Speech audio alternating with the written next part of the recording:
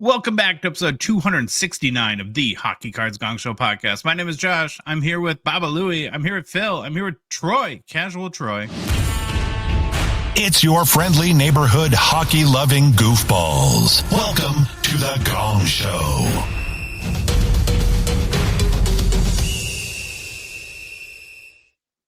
All right, well, we use this platform, of course. We use a platform to record the show. And when you start recording, they play down like a 30-second countdown thing. And it had forever for the first 67 episodes of the show. A kind of a little kind of song to get you fired up.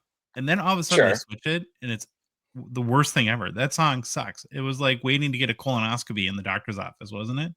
I can. That gives me island vibes. I don't know. I kind of feel like some island vibes here. I kind of dug it. Yeah, I didn't mind it. So, all right. Well, maybe it's just me. We've got to welcome back Troy Licastro, Casual Troy from Dave and Adams fame. He's going to hang out with us today, co-host the show with us. Hi, Troy. How are you doing? I'm doing well. I was busy as hell for just about the entire month of February. So thank God it was a short month and only 28 days. But I say that in a good way. But I'm ready for a warm up because I've been freezing my ass off here in Buffalo, and but we've had a lot of great success over the last month here. So going back to the Borat bit. There you go. Phil, do we got to pretend again that you don't know what Dave and Adams is, or are we gonna remember last time Troy was here? Yeah, I remember. No, I'm decently rehearsed in Dave and Adams. Their headquarters, HQ, is in Buffalo, New York. Mm-hmm. So good. There you go. First step. Yeah. He's got that down. Love it. He's got that down. Did you hear anything else I said about the other stores, or you just locked in on Buffalo? I heard a beautiful open invitation when Hasselhoff and I come down to a Bills game that you will be a great host. So that's number 2. I also heard that. And host with the most. Yeah. We'll see, Troy.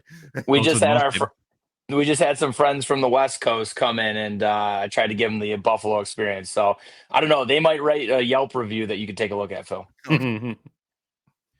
Okay, Troy. So a little birdie sent me a photo. Colby, stop it. Turkeys. Sent me a photo of you that I think we have to address right off the bat. Apparently, you've been borrowing Louis' clothes again. Is that what's been happening? Louis, I told you not to tell anybody, and I said I dry cleaned. Hey, I didn't give the picture out, but bro, I need that stuff back. I'll tell you what. Mrs. Louis is upset. She wants it back. Yeah. Oh God. Are you alluding to that was her outfit or that was Baba Louis? I'm alluding to Louis having a healthy marriage. Oh, that's good. Yeah. Well said. So what's going on? And they say a photo speaks 1,000 words, and I think this one definitely does. So tell us what's going on here. Oh yeah. Well, let me tell you something right now. Let me switch into the Macho Man for just a second. What you see here is on your left. How about a stud there? World Wrestling Federation champion. Yeah. And then Mama Breaks the champion of Fanatics Live. And the Mega Powers collided. Yeah. But nah, in all seriousness. That was amazing. Wait. I was so enthralled by the what? Yeah. Oh, I wanted to do this. Congratulations on that. That was a very, very, very impressive what do you call that? Impersonation of the Macho Man Randy Savage. So you guys doing like a break event around wrestling or something like that? Yeah, years of work in the shower on the Macho Man impression, just a lot of reps. But yeah, what we ended up doing is obviously this past weekend was Topps Rip Night across the country, and I know Mint Inc. did it in Toronto as well. Yep. So for the longest time, Steph, Mama Breaks that you see next to me, she's one of the biggest wrestling breaker fans, I guess you'll say, besides myself and maybe a couple others. So I've been wanting to work on just a big, fun WWE break where we could just be goofballs and, do this for months. And of course, when I heard that Topps was joining the WWE again and they had their partnership and signed the multi-year deal, I was like, this is a perfect opportunity. So like I was mentioning, WWE Chrome came out in early February, but her and I were just both busy. So it didn't align right at the drop. So what we decided to do is just more of like a celebration of wrestling, where we got a bunch of the last Panini stuff that you'll see on the market for WWE. And then, of course, ushering in the new era with some of the Chrome top stuff. And we just made a huge mixer. We did Pick Your Wrestler. We did a bunch of giveaways. And then we decided to dress up, which is funny because this costume that you see me pictured in here, my buddies had that since probably 2019. And like, I know, Really? I'm sure people out there have heard of Sisterhood of the Traveling Pants. Well, this is like Brotherhood of the Traveling Macho Man costume. It's been used like 2 to 3 times. So I just had to like call Crack it in down. basically like, yeah, I basically had to call in like Batman, like dust off my suit. We're gonna need it. We had an absolute blast though, and we hit a bunch of big cards. The replays on Fanatics Live, if anybody decides they want to see it, it's on our Dave and Adams page. You can go check the replay there. But yeah, we hit a bunch of killer stuff. So what an absolute blast we had. And then we were able to host Steph at our Buffalo Tops Rip night the next night. So she stayed the whole weekend, and it was just a great hobby weekend. So it was a lot of fun. So yeah, love that you guys brought that up. Is she That's gonna end up Is she that's supposed gonna to end up framed in the house. Is she supposed to be Scary Sherry? No, great callback though, Phil. I love that. There's a more Yeah. recent wrestler. Okay. Rhea Ripley is her name. Oh, gotcha. I thought Macho Man, after he lost Elizabeth to the match made in hell and made for heaven, right after the was it WrestleMania or Survivor Series? I don't remember. And then he went with Scary Sherry when Macho Man was a heel, right? Look at you. Are you trying to impress me? Because I'm a big wrestling boy. I just kind of keep it quiet. Did he die young like so many of these wrestlers do? Am I correct in saying Youngish, middle-aged-ish. I was gonna say, I think he was in his 60s, but like he didn't die in like a nefarious way or anything like that. The poor guy, I think he had a heart attack or something, but he ended up dying in a car crash. Yeah. Oh, that's what happened. I think he had a medical emergency or something, and it ended up him hitting his car into a tree or a pole, and just unfortunately he didn't make it. But that was like almost 10 years ago now. Usually heart failure with heart attack, crashed his tree into a car in 2011. Yeah. Okay. Well, we're very excited to have you here, and it should be a good time. We always have fun when you decide to join us.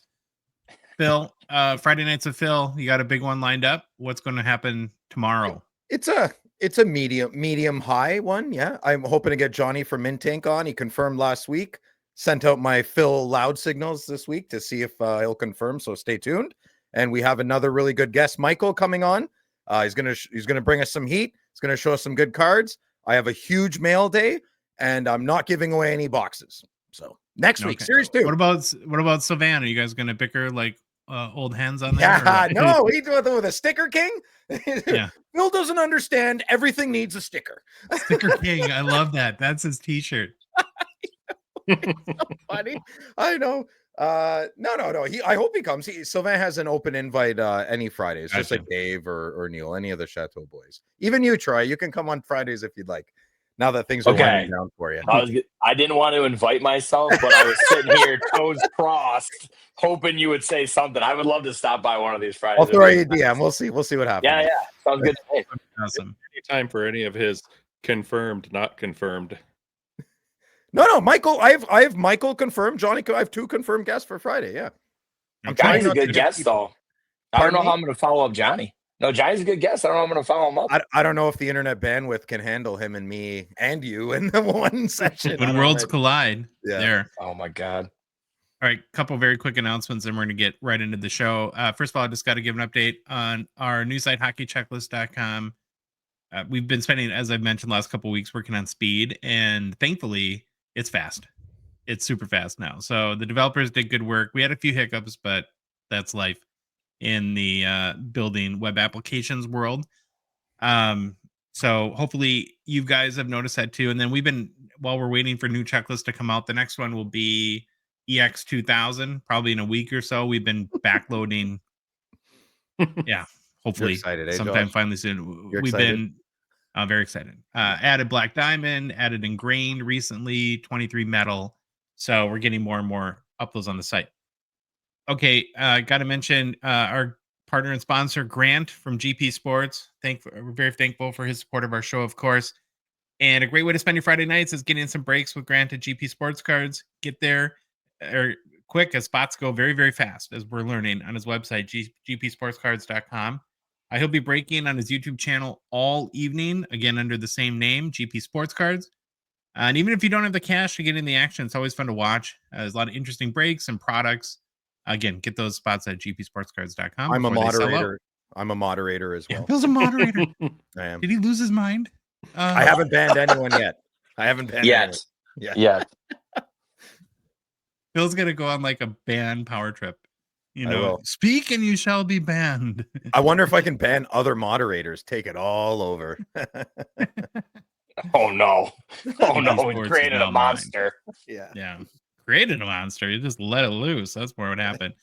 And then one last thing before we get started is a reminder that our show, the Hockey Cards Gongshow podcast, is a Patreon podcast. What that means is we rely on the support of listeners and watchers like yourself to help us cover our show expenses, continue to produce more and what we hope to be better hockey card content, and then fund initiatives in a small way to grow the hockey hobby. You can support our show for as little as $5 a month US. I always get reminded of that, so I'm going to be better that, in Canada it's more because your dollar is not worth as much. Struggling. So $5 US.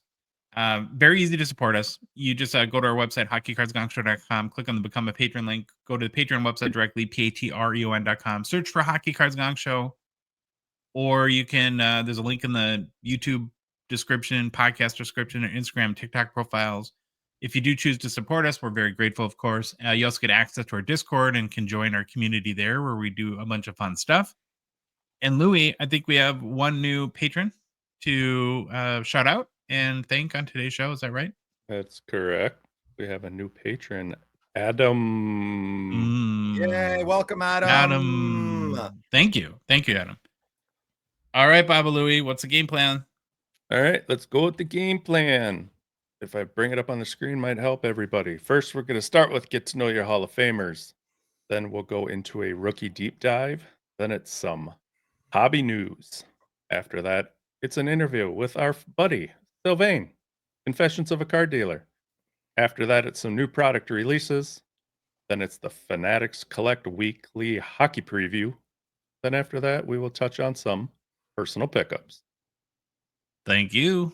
Mm-hmm. Okay, we're going to roll right into get to know your Hall of Famers.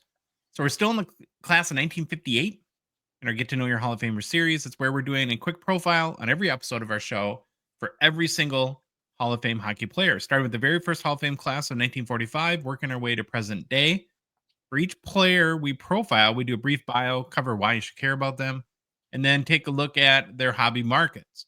So today's Hall of Fame player we're going to, hopefully learn a little bit more about is George McNamara. George McNamara. Anyone heard of that? No. Anyone know George? Okay. I know Terrence McKenna. Not ringing a bell. Very close. Very close. I know a George Andrew McNamara. Oh, well, maybe you know this one because George Andrew McNamara lived from 1886 until 1952. So if he was inducted in the Hockey Hall of Fame in 1958, that means he was done, unfortunately, posthumously. How do you say it? I don't know. Posthumously. I used to think it was Posthumously. I used to think it was posthumously, so I got no stake in this game. I don't even know what it means, so whatever. After he died. That's what it means. George was a defenseman. He had a 10-year career that lasted from 1907 until 1917. And in that 10 years, played for almost 10 teams in that span, which is kind of crazy. He played for the Toronto 228th Battalion. Never heard of that hockey team. The Toronto Ontarios.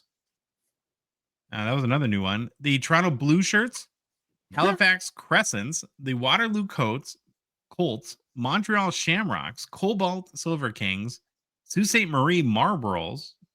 Okay, now I'm tired after listening to all those. He had two brothers, Howard and Harold, who would play professional hockey as well.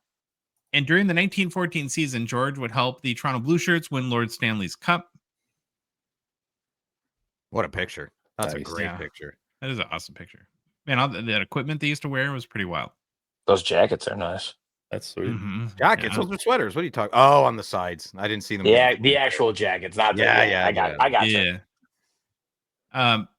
So his hockey career would be interrupted in 1916 when he enlisted in the Canadian Army to serve his country during World War I. And while in the Army, he did play for the 228th Battalion team. So that must have been an Army-affiliated hockey team at the time. During the war, George served in the 6th Battalion of the Canadian Railway Troops. Served honorably and well, apparently, because he was promoted to major by the end of the war. And before being discharged and returning to Canada in 1919. After the war, McNamara hung up his skates, became the coach of the Sault Ste. Marie Greyhounds. And he must have founded the team as well because he named them the Greyhounds. And he said, he was asked, well, why the Greyhounds? And he said, because they're faster than a wolf. And apparently their big rivalry was the Sudbury Wolves. So kind of cute little Love the anecdote pettiness. there. Love the pettiness. Yeah. Now, George would lead the Greyhounds to the Allen Cup in 1924. And then him and his brother Harold founded McNamara Construction Company, which I think became fairly prosperous. That name rings a bell to me, at least.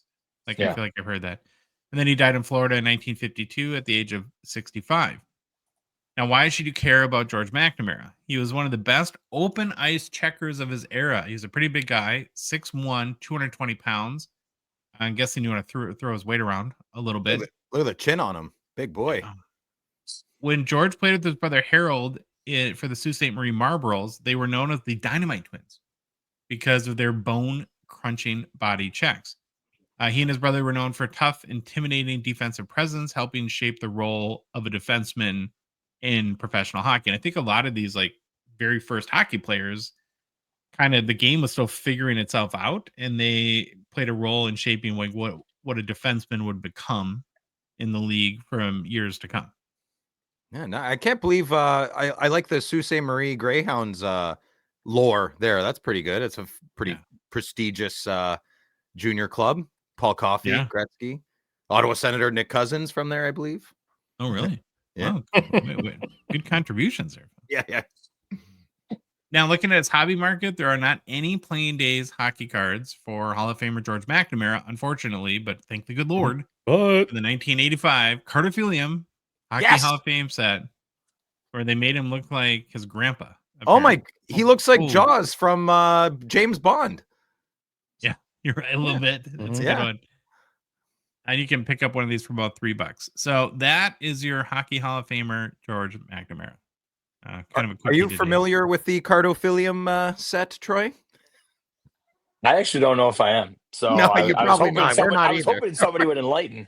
I don't know what to tell you. It's a funky set, and I want it. Yeah. So noted, these guys that played at the turn of the century until 1924, there's really only 3 hockey sets. It was the 1910 C56, 1911 C55, and 1912 C57. And so if you didn't make it into one of those sets, you really no hockey cards for you. Wow. And so a lot of Hall of Famers, like our boy George here, have no cards. And so in 1985, this Cardophilium associated, I think, with the Hall of Fame had an artist create cards for, I think, probably every Hall of Famer. And so for some of these guys, it's really the only trading card representation that you can get. Topps also did in 1960, they did probably one of the very first inserts, like an all-time greats. And so some of the guys are featured in those sets as well. But yeah. You know what I think would do really well? A sports bar that honors the forgotten but special players like we're doing in a good way, like little copper statues all over the place. I mean, I don't know. I need a few $1 million to make this happen, but someone should go do that. Investors are listening right now. Yeah. And they're not going to give me the money. We're going to move on to rookie deep dive. So we're going to go from a guy that played a long, long time ago to a bunch of players that are just starting their careers today. Babies. In our deep dive series, we've been focused up for the last couple of months on sets, but now that we're only 10 days away from the series 2 release. And so we're going to have a whole bunch of new young guns out there. So I thought it was time to dust off the old rookie deep dive so we can learn a little bit about these new players. So here's how it works. We selected 4 top rookies and hoisted up our very tall and sturdy Instagram poll. Have you ever seen our Instagram poll? Wow, beauty! That's a thing of beauty, really. Art. Yeah, we worked very hard on this, so we're very proud. I still want to know what's at the top of it that we're trying to keep like the squirrels off of. We gotta have some secrets, Louis. Okay. It's like we gotta have center some of a secrets. Tootsie Pop, you know, you may never know. Yeah. Then we let it run for a day, and the good listener and followers of the show get a chance to vote which player we should deep dive into this week. Any questions, Phil? Are you on board? Good so far. Okay, that's how this works. So we gave 4 choices for our sturdy hobby poll this week. They were Macklin Celebrini, Matvei Michkov, Maxim Siplikov. I think I said that right. And then Jackson Blake. All rookies that are doing pretty well this year. And after your 24-hour vote, the results are in. Now, did you guys vote? Phil, did you vote? I don't know if I voted. If I did, I would have voted for Celebrini. I did not vote. Well, Louis, you want to show the results? It was pretty much a landslide for Macklin Celebrini. 55% of the votes. Matvei Michkov had 28%. Siplikov had 6%, followed by Jackson Blake with 11%. And so that makes Macklin Celebrini this week's rookie deep dive. Raise your hand if you're shocked by that it's Macklin Celebrini. No. Nah, Why does Troy get a free pass? Did you vote, Troy? I thought Siplikov was going to run away with this one, if I'm being completely honest with you. Yeah, for sure. Yeah. And I don't think the good listener shocked either, since we pretty much gave the poll away. I realized in like our title and thumbnail of the episode. So it's kind of funny sometimes how that works. But okay, let's learn about Macklin. So he's still just 18 years old. Doesn't turn 19 till June. Which is crazy. Currently a center and leading Calder Trophy candidate for Louis San Jose Sharks. But we're going to take a step back and look at how he got to this point. So he's born in North Vancouver, British Columbia. Grew up playing youth hockey, of course, in that area.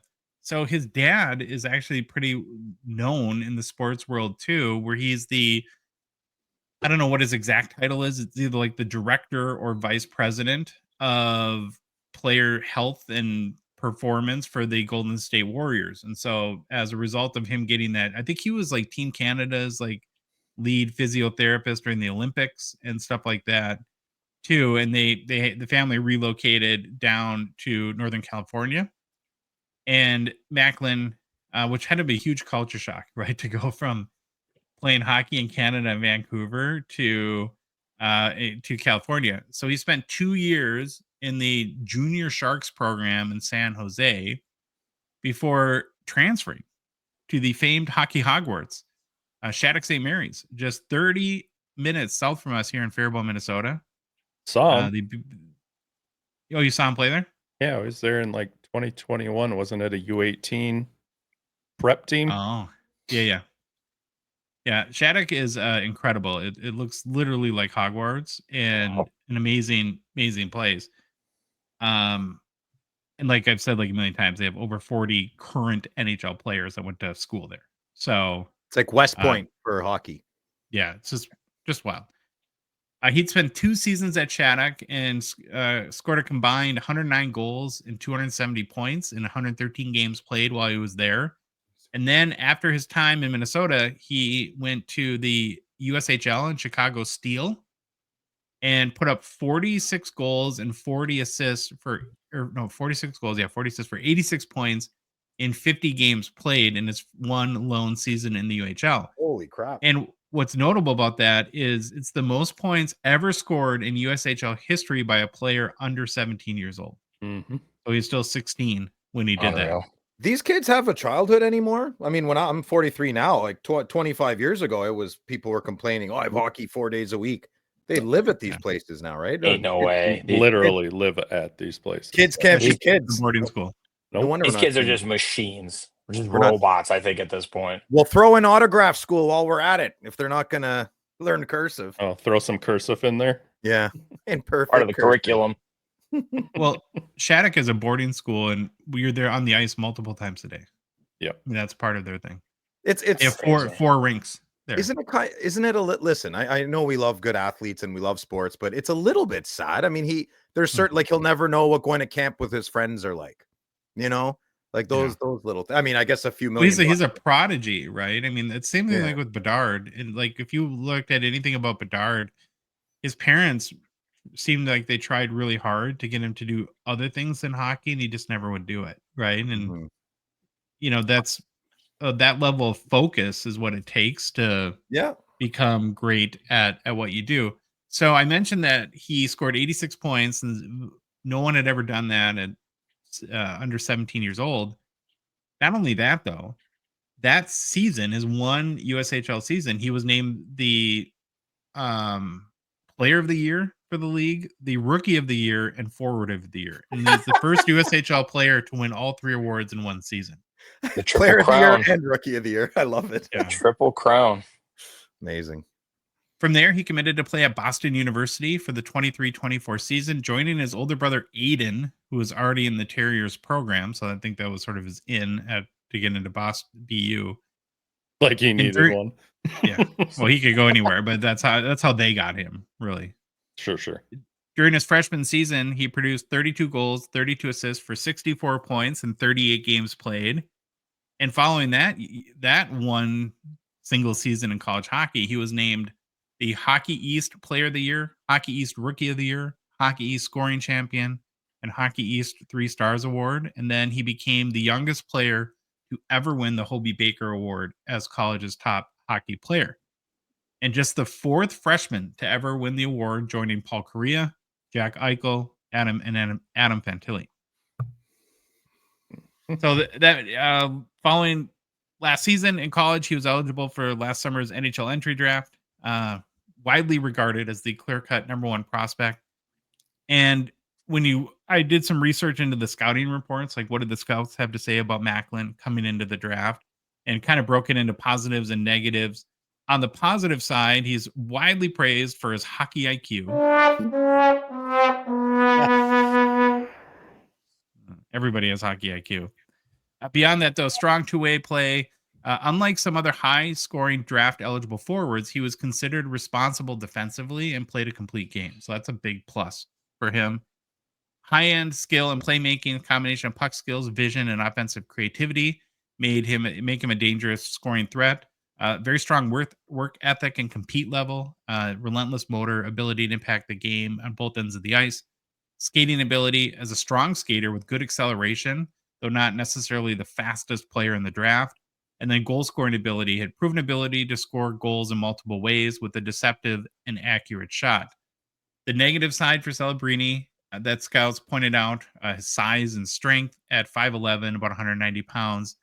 He's still so young, too, that he hasn't developed man strength yet at this point. Again, not the biggest or most physically dominant center, although he does play bigger than his frame suggests. And then some scouts question his upside, actually. While highly skilled, some analysts debated whether he had the same upside as past first overall picks like Connor Bedard or Connor McDavid. Okay. Okay. That drives me nuts. That stuff always drives me nuts. 5'11", he'll be fine. He'll grow into that frame. It's tall enough. Yeah, it's not like 5'8". Tall enough. He'll be a-okay. I love this kid. That's called being bored and just not having anything to type about if you're a print writer. Here's the thing I think where you can tie the hobby in here when we're looking at, because every year we get excited about 7 or 8 prospects, and we're lucky if one pans out.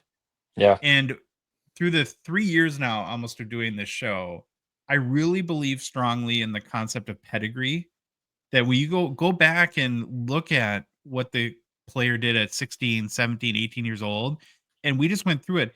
He plays in a new league every year, and he's like wins every award the league has. Yeah. Yep. Dominant. Right? And dominates everywhere he goes. That tells you a lot. He goes from youth hockey to Shattuck in high school, and then into the USHL and dominates that.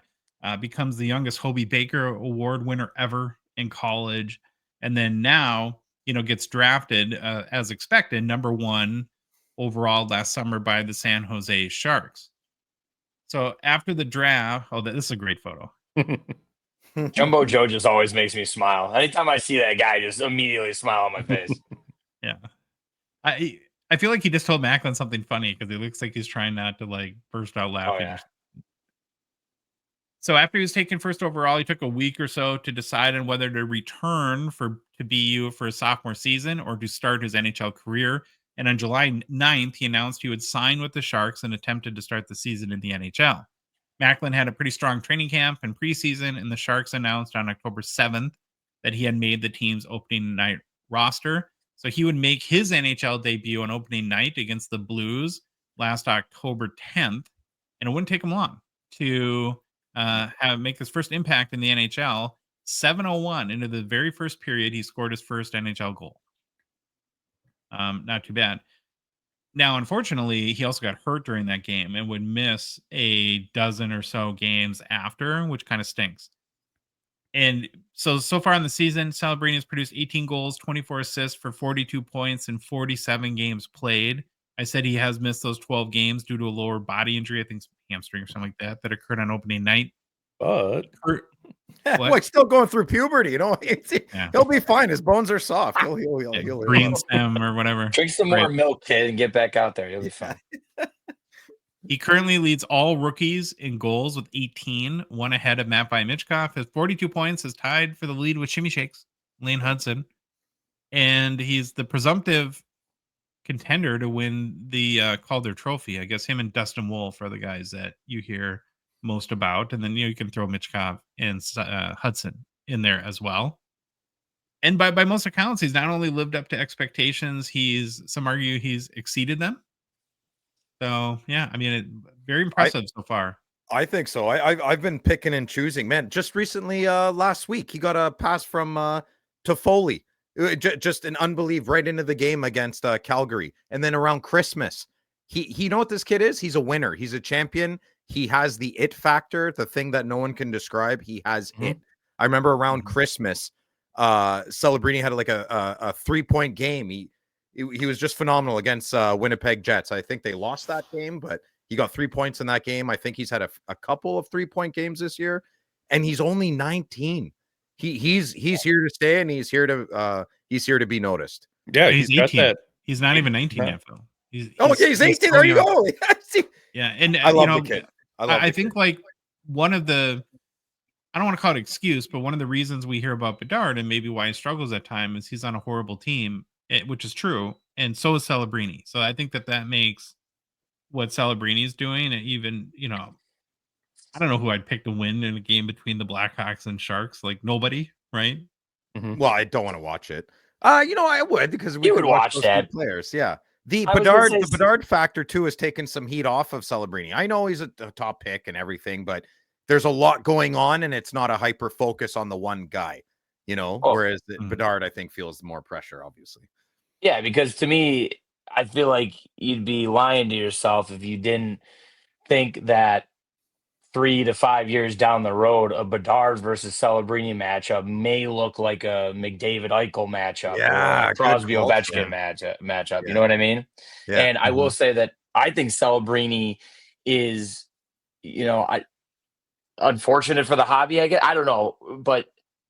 Unfortunate for the hobby, possibly, but Celebrini is in a much better situation than Chicago because I think the Sharks at least have upside, and that group they got there, like Celebrini, Zetterlund, and Will Smith, I think it could potentially grow into a. You could throw Eklund in there too. Yeah, exactly. I think it could possibly, somewhat mold into a Marleau, Thornton, Pavelski situation later on down the road. Big shoes to fill. Huge shoes to fill, but you know what I mean? Whereas Chicago, I mean, they just look like a fish out of water. I feel bad for Bedard because that's what drives me nuts about like people in just the sports and hobby in general. People, I feel like they're just crapping on Bedard, and I'm like, this kid's still putting up numbers with just nobody around him. Not even Seth Jones. He just announced after the game yesterday. Did you guys see or 2 days ago? He says this team is just as bad as we were today as we were on day one. I want out. Right. Something like that. That's not verbatim, but he made it very well known. Seth Jones does not want to play for Chicago. Imagine not wanting to play with Connor Bedard. That's how bad it is. So I wish I understood hype better because you again comparing Bedard to Celebrini, it's like I understand why Bedard had all the hype. I mean, he dominated hockey until, during his childhood, essentially, until he was drafted at 18 years old. But how did Celebrini not dominate to an equal degree? I mean, Right. everywhere he Bounced around went, too he much. won the lead and had nowhere near the hype of Bedard. And well, let me ask you guys each of you this question. I think this would be fun for each of us to answer. So, for whatever ridiculous circumstance, you have to spend $5,000 of your own money today on a Bedard rookie or a Celebrini rookie. Which one are you? What are you most confident in for looking 5 years from now? I'd flip a coin. I'm honestly, I think both are great. I'd probably pick Celebrini just because I seem to be paying more attention to him, but I'm taking nothing away from Bedard's skill set Oh. either. And I have a theory as to why Celebrini bounced around a lot. School to school to school. Connor Bedard played for the Regina Pats for 3 years. There, he was stable. You could bank on that hype. You could buy his jersey. Celebrini was kind of a nomad, right? Like, I know you guys know a lot about that Hogwarts hockey school. I don't think a lot of us know about that Hogwarts hockey school, but it's a big deal down there, but it's not really a big deal up to here, So maybe that's why Bedard was easier to hype up, because it just was. He wasn't in the States. Yeah, if I'm throwing my money into it, I'm unfortunate. I shouldn't say unfortunately. I want to pick Bedard, but I'm not, simply because of where he is. If I'm going to get the bang back for my buck, I'm going with Celebrini and San Jose for the players around him, for what that team could possibly do if Askarov can figure it out and be in net and play like he should. I mean, I think there's a lot more upside for Celebrini with San Jose than poor Bedard sitting in Chicago right now.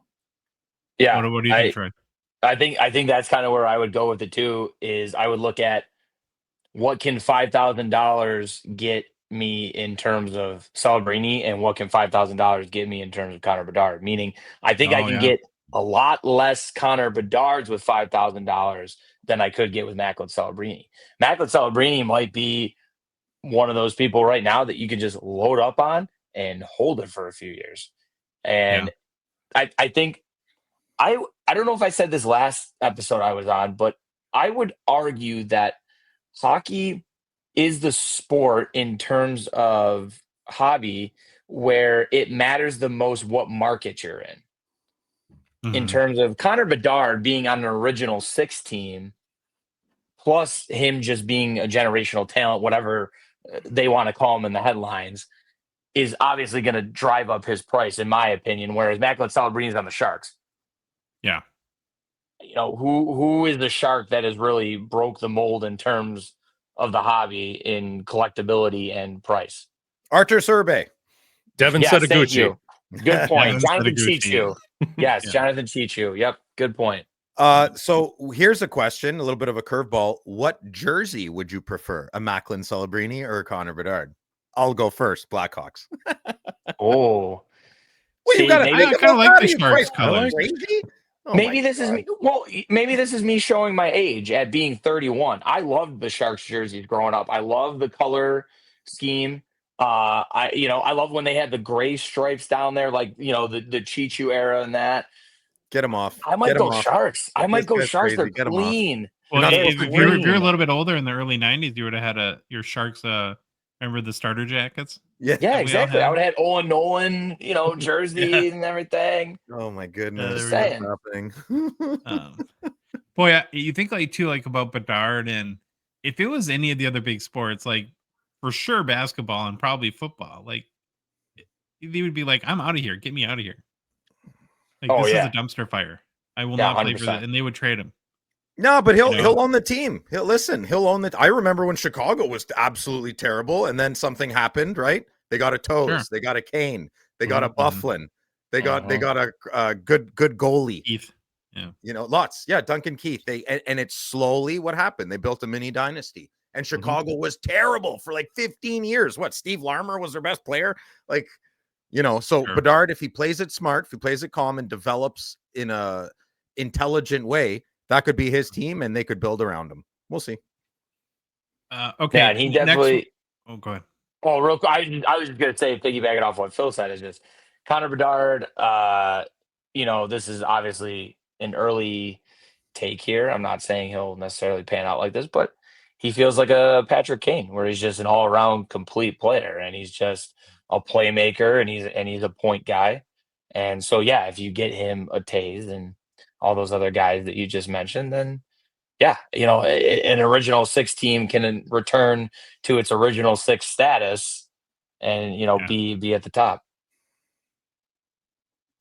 Okay, we're gonna look at next the top 5 highest selling. Get real hobby geeky here on Celebrini.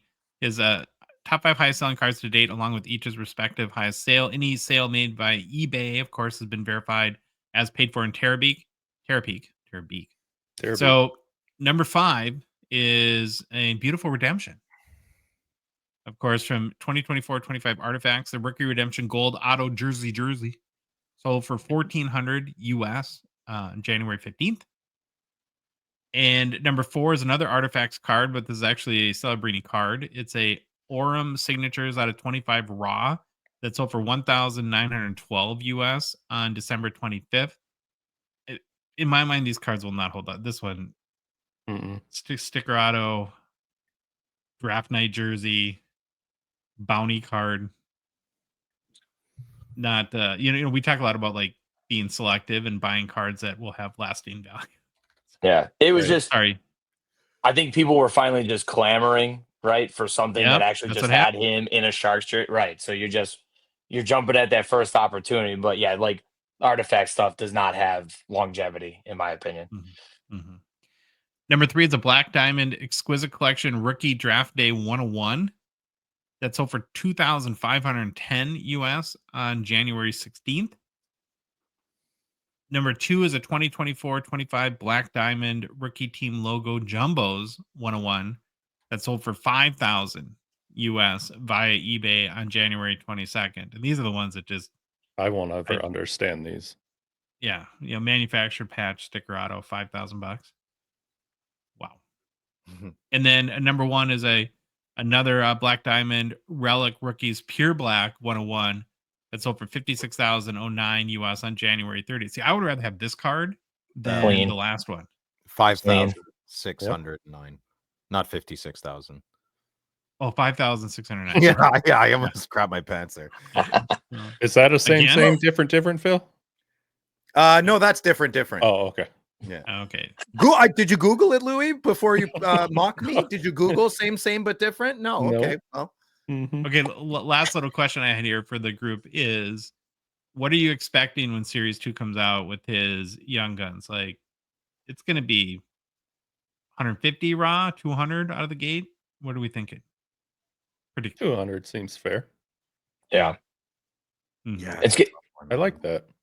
It's crazy to think, though, how much, back to what we were just talking about, the hype was around Bedard and now the hype's around Celebrini, but how much lower his initial sales on the Young Guns will probably go than Bedard's, which, like you said, you could make an argument for both of them in terms of where they're at and where they're going to be, in terms of just skill and points and, the Calder Trophy. And so that's just crazy to me. But you're probably right. I mean, just based on the way the products are price-wise right now for the Celebrini class compared to the Bedard class. The money's there, boys. The market's healthy. I mean, I know maybe the numbers in different months and different quarters show something different, but as someone who feels they're thoroughly threaded into the hobby locally and media-wise, there's a lot of money. I think that Celebrini card's gonna get pretty high, and it's gonna get pretty silly for a little bit. So if you're looking for one, we always try to guide the good listener and saying, wait a little bit. I think this card, I'll say at tops. I want to hopefully say at tops. I think it could push 3, but even at that, I think it's more at a realistic place of where I even think Bedard should have been. Out of the gate. Bedard has to score like 200 goals a year to justify his price. I mean, there's no, it's 99.9% hype. And again, I would love to understand how hype works. I mean, it's probably not understandable, and which what makes it kind of fun as a variable in the hobby. But there's one thing I get. There's one thing I get. If you want to buy, Like let's just say you're a huge Celebrini guy and you're massive, just a massive fan. You live in San Jose, your dad has seasons tickets, you're going crazy. And you see, like, if your favorite number, I'll use mine, 14, and you like exclusives. Let's say 14 out of 100 came out, and it's you're paying more. I get the guy who buys that.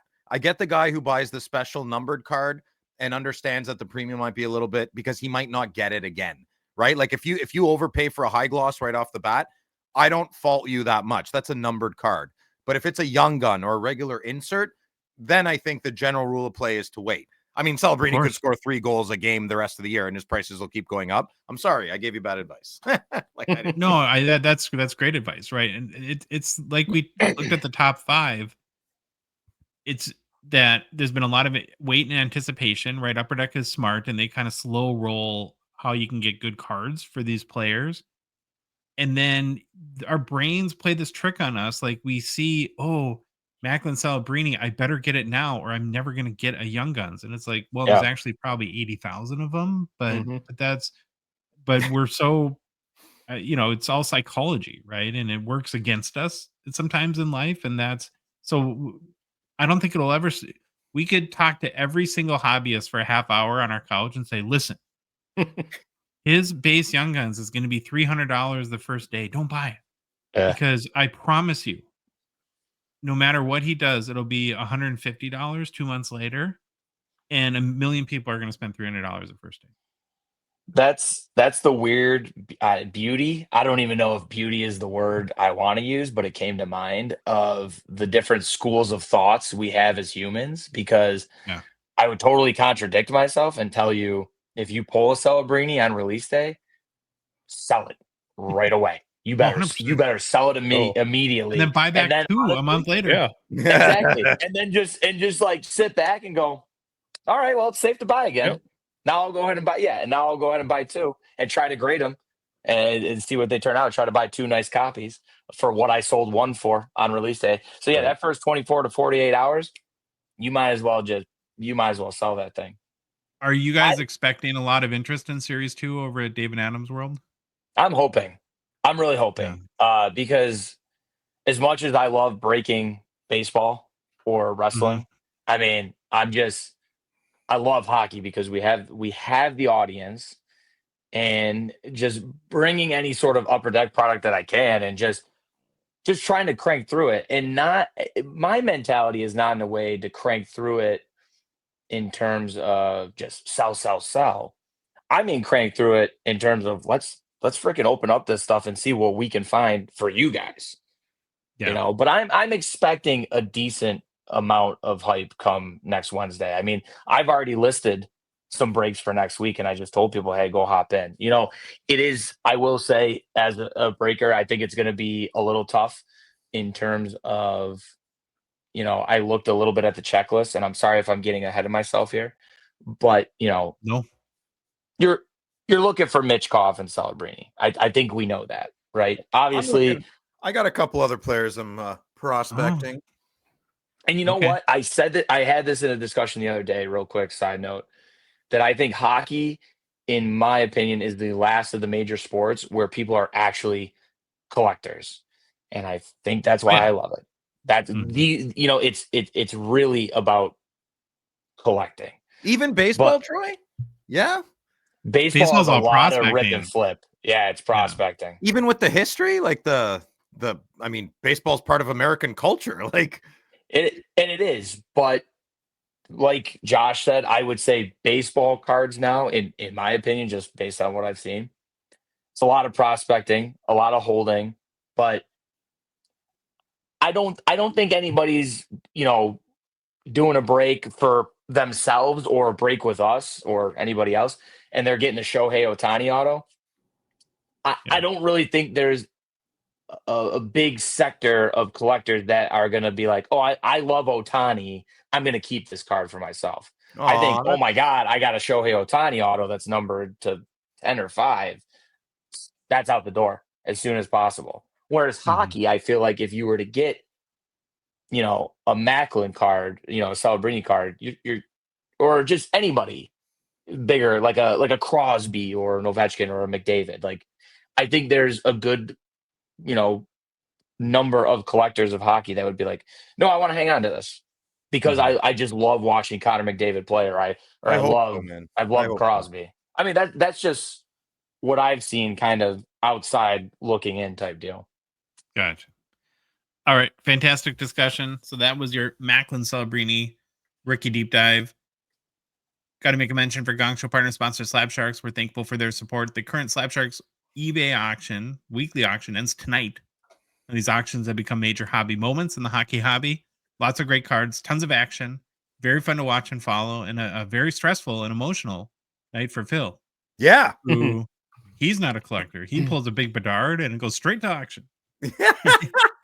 You're damn right it did. The whole time Troy was talking, I was like, "Oh God, I can't wait till we talk about slab cards." But you know what? But you know what, Phil? I saw that GoPro video you did at the Montreal Expo, and I saw you walking around and looking at the tables for stuff you wanted. So that's true. No, I'm 95% collector, 5% entrepreneur. Yeah. Well, he's just using it to fund some Brady Tkachuk cards or something like that, I'm sure. Yeah. So you want to give us an update, Phil? Like, where's the card at? How are you feeling? Are you scared? Are you? So I'm actually. This is fantastic. So it didn't start well. Sylvain is my Slab Sharks representative. Obviously, he's my boy.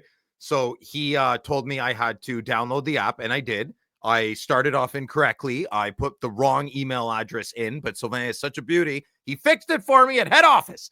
And well, that's it. And then I got the app. Sylvain got the card. I don't know. He did the behind the curtain stuff they do there. And then he said, "Did you look at your card yet?" A couple of days ago, I said, "No, I haven't seen it on eBay." He goes, "No, through the app." I can't stress. Listen, I know Slab Shark sponsors the channel, but I'm telling you, it is phenomenal. It's addictive. I just want to sell more cards. It is so well done. I understand why they held off the release because Karn wanted it perfect. It's pretty damn perfect to me. And the card today, I'm proud to announce, is at $2,600 goose dollars, which is crazy to me. I'm so happy. Yeah, I'm really happy. I just hope they pay. Just pay, man. Don't click. Your dog didn't click it. Your ex-wife didn't click it. I mean, okay, fine, but just pay. If I get $1,000, I'm super happy. 2,600 is pretty crazy. Awesome. Yeah, it's a clear-cut Bedard auto, 97 out of 98, right? Yeah. Canvas? Yeah, I put it in the video, Troy, but I put the wrong. I had to draw the 97 out of 98, and it looked kind of weird. Yeah, because I already gave the card to Sylvain. I had to take a picture. Classic. Yeah. There we go. Okay, so head to slabsharks.com, bet on Phil's card. Maybe if you want a really nice Bedard rookie auto or any other cards this week. And if you're a Canadian hockey cards collector and have not tried out Slab Sharks, we definitely recommend it. So many Canadians are using Slab Sharks because they make it easy to sell your cards on eBay. All you got to do is use their simple online submission system. And Phil even did it, and it worked out beautifully, and he's made him happy. How many times you ever submitted a card for sale that made you happy, right? There you go. Or you can drop them off if you don't want to do that with a rep, and then you're done. Slab Sharks will take great photos. They'll list all your cards, answer any buyer questions, hunt down payment from winners, ship your cards to both US and Canada. And Phil hates shipping. So that's like number one for you, right, Phil? Hate it. It's bane of my existence going into town to the post office. And then most importantly, they'll handle any post-sale issues. Plus, your cards get listed in one of the most popular hockey auctions there is. So for complete consignment information, including payout rates, and to get the process started today, head to slabsharks.com. You know what Josh, you know what that kind of felt like is Phil was like, so easy a caveman can do it, Geico, but it's like so easy that Phil can do it, Slab Sharks. You ruined Hobby News and you're besmirching my character. No, I did. We got to start again. Sorry, you're new here. It's okay. Sorry. Hands up. No, it's okay. Hobby News. Hobby News. Hobby News. Right. Hobby News. Can you do Macho Man Hobby News? Yeah. Oh yeah, I'm on a little bit of Hobby News. Since I ruined the other thing, I'm gonna make up for it with a little bit of Hobby News. Yeah. That was amazing, dude. That was amazing. You're brilliant at that. Yeah. Permanent guest. Yep. He will be on whether he's not here. Yes. We will use Button Bar and AI to have you. Wow. Will I see my royalty checks in the mail? No, you have to pay. Big. What are you talking about? We pay to do this.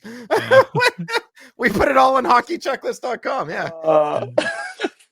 Okay, well, we got a big story to start out. The OV case is getting real. We're calling it the countdown to immortality. Was that supposed to be me? Well, I'm pretty sure it is you. I have dreadlocks and I'm 7 feet tall. That's what I'm a little guy. 7 feet tall. I look very tall. Mind you, you didn't mention you're wearing a hockey puck, but other than that, sure. I thought it was the gong. I thought that was the gong. You get those skates out of the rental section? Hey, those look like my old Microns. Not bad. Yeah. All right, with the goal Tuesday night, Alexander Ovechkin moved within 11 goals of tying the Great One and 12 goals from owning the NHL's all-time goal-scoring record. Right, Phil? Yes, sir. Anything you want to say at this point, Phil? Or no? DMs will be closed on day of. Yeah. In 42 games played this season, the 39-year-old Ovechkin has 30 goals. 30 goals. And broke his leg. And he broke his leg in the process. It's so crazy. He has 17 assists for 47 points and is also plus 22 on the season. And his team is leading the Metropolitan Division by 14 points. Wow. That's pretty amazing. So with 24 games left and needing 12 goals, can Ovi do it? And Phil, I'm not even asking you. Okay. Shame. Oh, come on. Come on. You want to parade me through the streets naked? Fine, Josh. I'll make your dreams come true. Will he do it in 4 games? Will he get 12 goals? He scored 30 goals in 42. Yeah, it's crazy, man. Carberry for Coach of the Year. Yeah. You guys confident, or do you think this is going to roll into next year? Let's get her done. Yeah. He'll do it. You know what, Phil? I didn't know if this was going to come up as a topic. I did not forget our conversation the last time I was on this show, and it went a little something like this. Yeah. And yeah, I mean, like I said, I think the guy is just ready to retire, get back to his family, probably go back to Russia. So he's just like, just give me and listen, I always say this, they don't ask how, they ask how many. So we're not going to talk about all the empty netters that he's had this year. No, nobody cares. No. Nobody cares. We're going to talk about the hat trick he scored the other night. Yeah, he's crazy, man. It include an open netter. Yeah. And he does have the most all time, I believe, at this point. Okay. Well, I wish I didn't know that. That's brutal. But just absolutely insane. I mean, what he's doing for this just last push. I mean, he was literally feeling like he was on one leg at one point. So you guys, will you take? So I'll take the over on this. The over under on Ovi being really big, happy, and fat when he retires. I'm guessing. I'm betting the over. Oh yeah. Yeah, 100%. He's going to be big and round and jolly. Life's too short to bet the under. Yeah, you got to hammer the over on that one. Yeah. Now, if he breaks it this year, is there any way he comes back next year? No. Or in your mind, is he done? I wouldn't. No. I mean, looking at like you said, looking at the fact that they're 14 points ahead, they're obviously well in a spot into the playoffs. And if they make a decent playoff run and he breaks this, I think he's out. Yeah. Okay. You better hope Baba Louie has some good crow recipes, Phil, because I think you're gonna be eating a lot of it fairly soon. I don't get that reference. What does eating crow mean? I see it on TV all the time. Same, different. Well, we say kick rocks up here. Is that the same thing? Well, you can do that too. Oh, you guys know what that is? Given the choice, I'd rather kick rocks than eat crow. Is eat crow means eat caca? Like eat poopy? I think it's an old term for actually like. Well, somebody will look it up for us and post in the comments, and I'm going to pre-thank you for that. But I assume that maybe if you got super hungry and you were forced to, I don't know. Oh, eat a crow. I'm not even get. Oh, no, okay. It's not a figure of speech. It's literal. It just means admitting being wrong after like being so adamant and like being blue in the face kind of guaranteeing thing. It's not going to happen. Like no. Okay, fine. Like that's like eating crow. Yeah. Okay, cool. Okay, so it's also fun to note that again at 39 years old. And after missing 16 games with a broken leg, which is this guy's crazy. Ovi is currently 6th in the NHL on the goals leaderboard, too. Now, so again, he's got 30 goals. Draisaitl's tops with 43, but remember he's only good because of McDavid. Ovi is also not quite the oldest NHL player to score 30 goals in a season. Gordie Howe did it twice at age 40 and 41. And I think at age 40, Gordie Howe had 44 goals, which is pretty amazing. That's nuts. And then Teemu Selanne and Johnny Busick did it at 40 years old as well. So he's getting up into rare territory at his age and his goal scoring prowess. What did I Alexander- look at the other day, Josh? What did I say? It was tied for 11th tied for 11th with like 8 other guys as the 11th oldest person to score a hat trick in a game. Yeah, something like that. Something like that. And you said Yager was the oldest, right? He did it at 42 or something like that. Yeah. Mm-hmm. Okay. Alexander Ovechkin, the 2005 Young Guns, PSA 10 pop 1,310, 34% gem rate, last sold for $4,636 US on February 23rd, down about 2% in the past 2 weeks, up 4% over the past 6 months. So, last question on this, maybe for our guest Troy here. Are you expecting a kind of total hobby market explosion around Ovechkin when he gets the record, or do you think it's so much of it's baked in already? Yes. I think to be honest with you, I think it's baked in. I truly do. I mean, I'm not saying it's not going to get no bump. I think you'll see a little bit. But I mean, like you said, last one sold for 46. Yeah.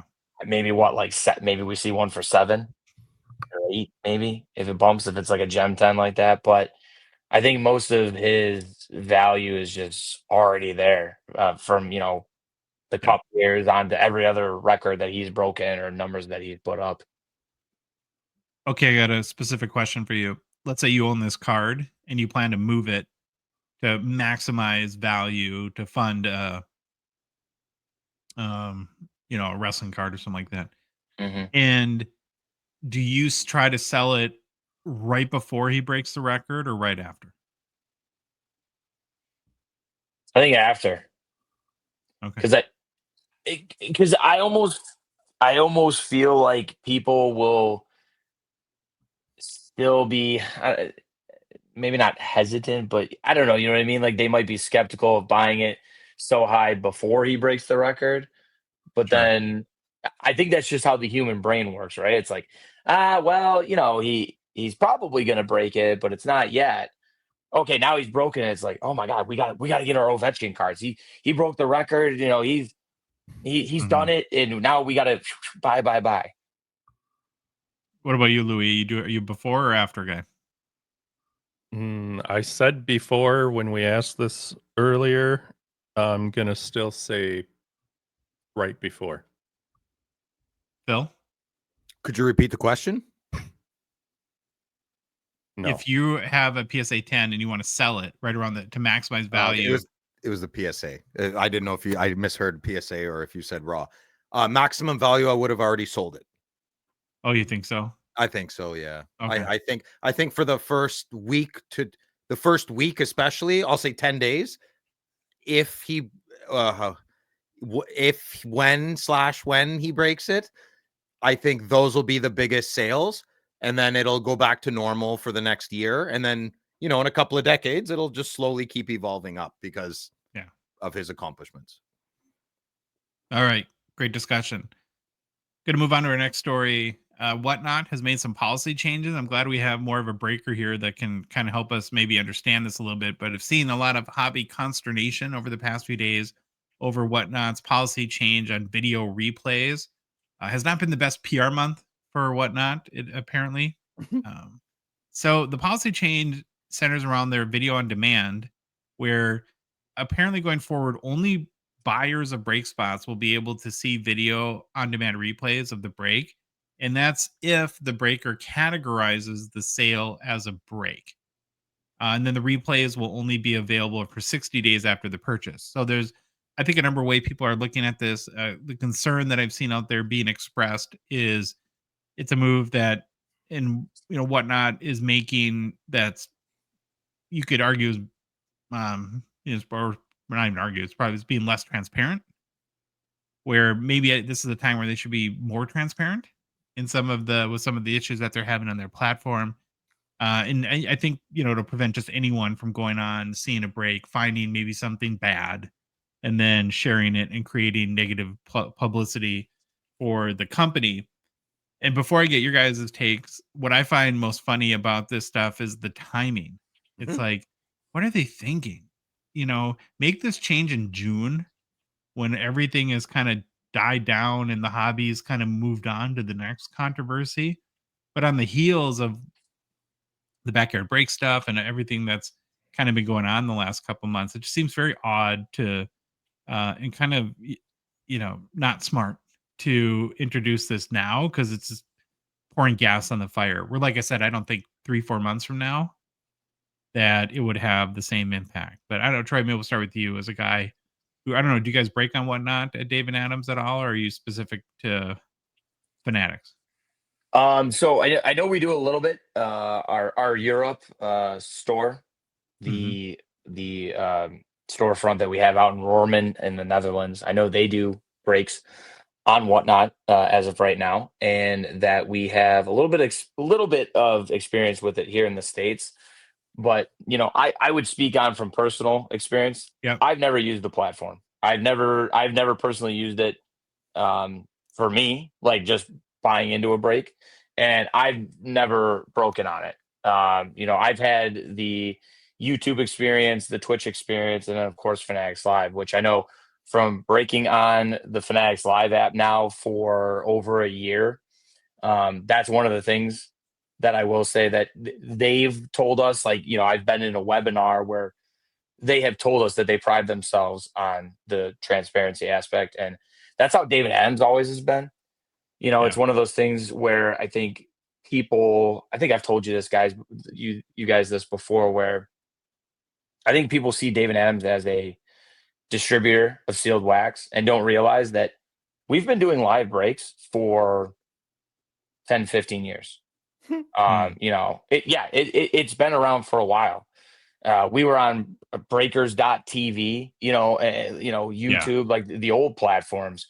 So one thing, from day one, when I really started getting into breaking, it was always transparency, keep the cards on the camera. And, for our Twitch breaks, we record every Twitch break, and I'm talking personal and group breaks. We record all of that, and it all gets uploaded to our YouTube page. Obviously, with Fanatics Live, we're spoiled that just the replays are the VODs, right? Like I don't have to do anything. I don't have to upload anything. It just lives on the app. So I've only thankfully had positive experiences in terms of that, but it even goes deeper if there's been a shipping issue, or like just typical issues that come up when you're working for a company like this, that you Or can like a go back card to. damage to have that Sure. video replay and show, well, actually the card came out of the pack damaged. Exactly. Sorry. Exactly. You can use the VODs for that. And so, that's why we've been lucky and fortunate that that's been a standard for us, is just record things or make sure we have them to go back and look for any sort of scenario or situation. Mm-hmm. Phil, what do you think of this whole thing? I think it's peculiar. If I was someone who I do breaks with my LCS, but if I was doing breaks, I'd want to see the replays. That's a big part of it. And if they went out of their way to not show them, I'd like to know the reason of that. Did they give a reason by any chance? No, but I don't think they will. I'm sure if they had to, they would say it has to do with video storage, Legal or issues something or like that. Or something? Or... this is 100% lawyer driven, right? Because it just Okay. exposes you to liability. But sometimes you can't listen to if you listen to lawyers, that you won't have a business, because everything has risk associated with it that you do in life. And, it comes down to probably what you stand for. And where I feel on all this, and where, our boy Grant, who's, our kind of our breaking sponsor of the show, where what's kind of, I think, smart on his regard is that he's kind of gone off of all these platforms, and not, if you're a breaker and whatnot, and you're having to deal with the fallout of this, I have empathy for those people. right? That are working where they had nothing to do with it. And all of a sudden the platform makes some sort of change and it can dramatically affect your business. And so, you have to be, I guess, be careful what platform you select when you decide to break, because you're kind of going to be, they have the ability to make changes and decisions that can impact what you're doing. So, at the end of the day, is that as long as people that are buying the spots can see it, and I kind of understand the explanation too of the breaker having to categorize it as a breaker, because unlike like a Fanatics Live, whatnot, sell is a large selling platform for other things like a lot of clothes get sold on whatnot. And so I think like how their sort of code or algorithm works to capture the purchases, like it would just capture like the 2 minutes if you bought a pair of jeans around that, where the nature of a break is a lot different, that you need to see the entire show. And so I think that's why the breaker has to categorize it as a breaker. But the problem with that is if Okay. they don't, or they forget to do it, then there wouldn't be access to that on demand. So if there is some sort of confusion or disagreement or interpretation that needs to be handled, you're not going to have access to seeing that content. What's their biggest product? Is it a sports card? Whatnot's driving? Is that their behemoth? Is that their main cash cow? Sports cards? I don't. It's got to don't be know. a huge part of what they do. Because if it was, maybe it just got caught in the crossfire, right? Maybe Yeah. I kind of realized Whatnot's for other products when you said pants. So maybe this wasn't directed towards cards, and the cards got hit in friendly fire. That's a really great question. I think that because you can make the same argument like when we complain about like how eBay does listings for sports cards. It's like, well, it's not exactly like it. Yeah. Sports cards is part of what eBay does, not all of what they do. I would have to, and I might be wrong. People might can maybe, I don't know if they're public or not, and this is all in their SEC filings, but I would assume that sports cards is a pretty healthy percentage of what they do. Well, they have a big presence at the expo, so I guess Oh so. my gosh. Yeah, I don't think this fell under any like umbrella thing for, a bunch of different things. I mean, there's going to be some, but didn't they just say specifically in their policy you need to label this as a break or something, what you Yeah. guys were just saying? So they know what they're chasing after. But other than that, I got nothing really to say because I don't do a lot on Whatnot. But in a nutshell, is this saying like if I know a few people that break on Whatnot and I want to go back and watch some of their other ones, I cannot anymore if I didn't No, participate in one? you have to have bought a spot in that break, and then you have And 60 days to watch oh, the content. got it. So, okay, we'll move on. Last thing I wanted to touch on is just really interesting. It's more like general hobby news, but there might be some relation to hockey. Did you guys hear or see so Michael Rubin was at some shop at during Topps Rip Night that Troy you talked about uh a little bit ago, and somebody asked him, it must have been like a Q&A or something like that, about the impact of breaking on the hobby. And is it a good thing for hobbyists? Is it driving box prices up, et cetera, et cetera? And as he was responding to this person, for I think one of the very first times, he kind of broke down for everyone, at least from the Topps perspective, how big of a percentage of sales breaking actually is for manufacturers. So here's how he broke down Topps revenue. He said 20% comes from retail, 40% comes from hobby shops, and 40% comes from breaking. He said that? He said 40% Yeah. comes from breaking from his mouth. Yes. Wow. Yeah, I mean, I listened to the Wow. recording, so it's directly from his mouth. That's a And so, big that's refreshing. That's what that is. yeah. Now, I don't know, what do you think of this? Does that surprise you, Troy? That, or did you guys kind of, you have such a holistic view of the hobby at Dave and Adams, did you kind of sort of get that already? No, it's funny, right? Because I mean, people can say whatever they want in the comments and that, but like for me, I go in and I do my thing day to day. You know what I mean? Yeah. There's things that are just absolutely above my pay grade, as cliche as that Sure. sounds. You know what I mean? So I'm focused on just doing what I got to do, whether that's I got creating the content, creating the breaks. But no, I will say though, just if I took myself out of being involved, like actually working in the hobby, and I just Yeah. brought myself to being a collector, I will say I was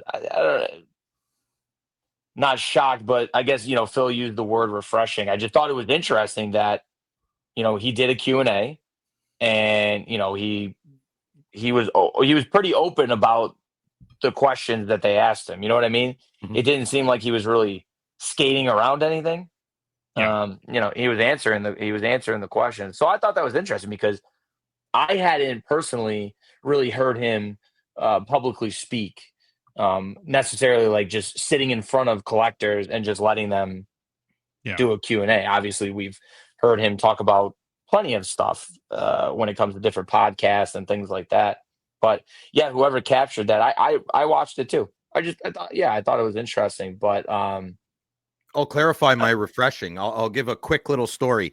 I used to work for a landscaping tree cutting company in Ottawa for an old man who taught me everything positive and negative in business.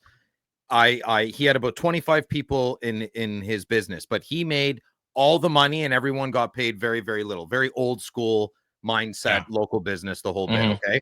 So Yeah. about 10 years ago, 11 years ago, I was one of the last original people, was loyal to him. I left, and 95% of the company came with me. And since then, now I don't know if this is good or bad or right or wrong, but my days got a lot better, and I provided a lot of happier days for a lot of my colleagues. I guess they turned into employees by offering full transparency. So I opened up the books. I know that's crazy to people listening. Like, Phil, you're nuts. No. You're the boss. No. Full trend. So the harder they work, the more money the company makes, the more money they got. And I've been running my business like that for 11 years, and it's been fantastic. So that's what I meant when I said refreshing, because I find the old guard, the old way of doing things. And I'm not very good in corporate world and the whole bit, but there seems to be a lot of secrecy and a lot of siloed departments. So when I see Michael Rubin saying things like this, acknowledging 40% to breakers and being honest about that, that is so refreshing. And I hope other people follow suit, because you have to recognize breakers. You just have to, and on whatnot as well, right? So I'm just glad to see the hobby shops. I know this is roughly, so it's give or take a percent here and there, but to see that breakers and hobby shops are right there with each other, because I like to see the hobby shops still. good point, Louis. Yeah, Doing hobby good. shops matter. Yeah, brick and mortar, man. We got to keep them alive. I try to pop in my LCS. I mean, I'm sorry, guys, but I try to pop in all the time. If I'm driving by, I pop in, bring them donuts. They're stuck in that little place. They're trying to make it as fun as possible. I treat my boys as best as I can. And that's, I'll say, like with David Adams too, it's kind of cool in the way where, like you were saying, Louis, about the retail and the hobby shop being equal to like the breakers. Well, something we decided to do is we literally have a breaking setup in our retail store. Oh, that's so awesome. That's awesome. Man. So while we're on multiple platforms, when you go to retail, they're breaking live on TikTok. So that's the thing, right? Is you can walk into your LCS, and I know, right? Like I said, I know I work for David Adams, right? We're a 40,000 square foot store in Buffalo, New York. Like, we got the brick and mortar. It wasn't always 40,000 square feet, right? After 30 plus years in business, you build to that. Do you have like pizza parties and sleep over and like put your pajamas on and sleep bags in the hallways and stuff? You know what? Honestly, like the old churches, when the churches used to do like that's right. It's a lock-in. Yeah, you're on something. I might have to schedule a lock-in here. Make sleepovers great again. They're so you can build a fort. Great idea. You can build a fort with cup tins. It'd be sick. Maybe don't open them. Might get in trouble. Don't knock that over at 1 a.m. I like what I do. So we might have to keep the cup tins sealed. We can build a fortress. I got no problem with that. Are you a lifer, Troy? Are you a David Adams? You're 31, right? So you got some choices to make. Like, are you gonna? Do you want to be there? Is that your career? I mean, I tell you what, they treat me very well. I have been, when I worked in local news here in Buffalo, I guess if you would have told old me that, hey, you're gonna go to Radio Row in New Orleans at the Super Bowl and you're gonna create content with just whoever you see on the floor that you can get. You walk around, You ask, hey, George Kittle, you want to open a pack? No, sorry, we can't. No problem. You know what? You move on to the next person. But if you would have told me that I would have been doing that, I mean, I would have thought you're crazy. You know, like there are people that I know in this Buffalo market that have worked in local news their entire adult lives that have never been to the Super Bowl. I got to do that. 3.5, whatever it is, 3 years into what I've been doing here at David Adams. So I I say mean, you should like, make a career out of this. that's the thing too, is I love what I do. And that's the key right there, buddy. Yeah. Right. Yeah. Exactly. I have such a good time with it. We've made so many good just community members. I mean, Topps Rip Night, last weekend, people that watch us on Twitch and Fanatics Live are some of the local people. So I get to connect with them face to face. I love that. Pardon my French, but that is why I do what I do. When people come up to me and are like, hey man, we watch you. We think the content, we think what you're doing is great. Like, that is the thing that drives me. That's your currency. To just keep getting better. And I know some people will be like, oh, he's just bull. He's on camera, yada, yada, yada. No, dude, when the red light goes off, what you see is what you get, pal. I ain't changing. And I love what I do. So that's your new nickname, Red Light District. Red Light Troy. Way to take it to a whole new level there, Phil. Yeah. How do I explain that one to my girlfriend? He started it. You started it, Buffalo. Yeah. Okay. Well, just to quickly tie this into hockey a little bit, when you hear stuff like, and again, Topps is not Upper Deck, so I don't know how similar or different their percentages are, but you have to assume that if their revenue isn't from that ultimately gets sourced to breaking isn't equal to hobby shops, it's got to be substantial. Just how they continue to keep breakers at arm's length, and kind of it's like, are you ignoring half of your market, right, by doing that? And so it's just, again, it's kind of interesting when you see the different philosophies and approaches that these companies have, where Fanatics and Rubin really has really embraced the concept of breaking. So well, the breakers are still getting the products, whether the product companies want to acknowledge them or not. The breakers are still finding avenues to get all these cases. So I think I think it would be, if I was the owner of my favorite company, I would try to build beautiful relationships with the people that are just pillaging through all the products I'm creating instead of not acknowledging them. That's what I would do. All right.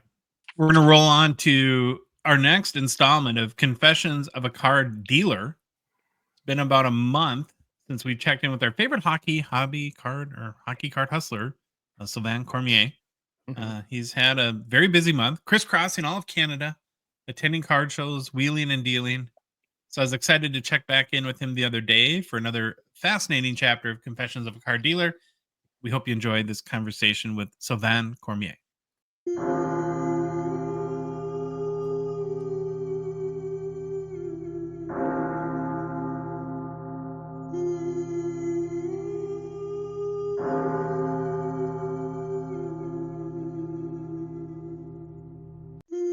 Well, we know what this music is. It's time. It's been a month already, Sylvain. It's time for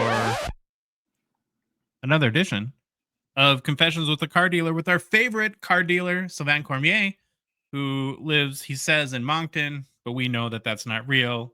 It's a made-up place, just like Phil's song go, right? I every time that part of the song comes up, I smile. I just want you to know. Me too. Actually, you probably, if you watch previous episodes and I'm in it, I crack up every time. Yeah, it's like brilliant when like the other guy comes in and he goes like, "Not a real place." yeah, it's great. Love it. So, how are you doing? You exhausted? Good. Yes, tired, but it's a rewarding tired. Nice, but good. Yeah. You were at Quebec City last week, right? Or was that 2 weeks ago now? 2 weekends ago, yeah. Oh my gosh, time flies. Okay, so you keeping Phil in line? How was he? Was he a lot to manage? Yes. He was, but he ended up leaving early. So and you see it in the vlog where Yeah. he wants me to not sticker his card, and I'm like, Yeah. every card gets stickered. Like I'm not anyway. So yes, Okay. we've been bantering a lot, whether it's on the Friday night live with Phil or in person at the Quebec Yeah. Expo. But it's been fun. You two fight with each other like a couple old hens. It's that's my favorite part about your relationship is you just bicker all the time, and it's very entertaining. So don't stop. I used But to just let him win, but not no, bicker anymore. back. It's better. Yeah, yeah. Now that I want to really get into Quebec City because it kind of felt like the whole thing was a little bit of a goat rodeo, mainly because of the weather, right? Did that throw a huge curveball into the whole thing? Absolutely. I had to leave a day earlier because I was planning for me, Quebec City from the place that Moncton doesn't exist, right? So Sure. I can teleport from anywhere. But in a car, it's a 7.5 hour drive, which is, you do that, you wake up in the morning, you leave early enough, you get there Yeah. by dinner time, you're all good, right? So the plan was to leave on Thursday morning to be there Thursday night, so I could be there Friday afternoon. But then there was a big storm announced on Thursday, like for Thursday. They're calling for a storm, both in Moncton and Quebec. So I'm like, okay, I need to leave a day early. So I ended up leaving at like 2 p.m. on Wednesday. Mm, So by the time I got to Quebec City, it was late. It was past 10 p.m. And I like to go to bed early, like Phil knows, and makes fun of me about it. But if I don't sleep well, my deals, yeah. I Sure. can't calculate right. So but I did have an extra day in Quebec City. So my plan was to sticker everything on Wednesday or finish stickering everything on Wednesday. But I just stickered everything on the Thursday in Quebec Mhm. City in my room. I Can I ended ask up you this? leaving a When day you say later sticker too. everything, that means pricing out all your cards and writing. So do you do that every show? Yes, because I move so much so quick.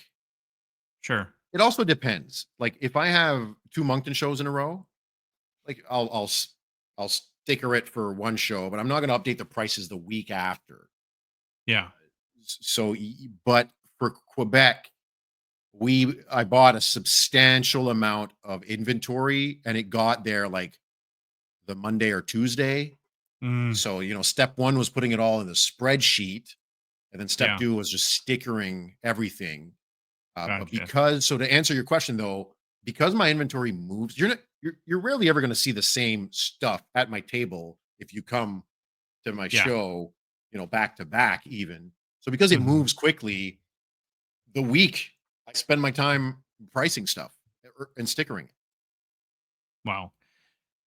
Okay, so not only did you have to contend with the weather and getting yourself to there or getting yourself to Quebec City, were you worried what the impact would be on attendance at the show?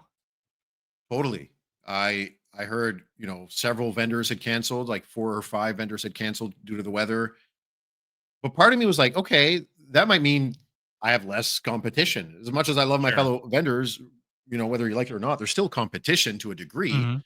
So okay, more people will come to me if there's enough people coming. And there was. Like it was quite busy. It wasn't crazy.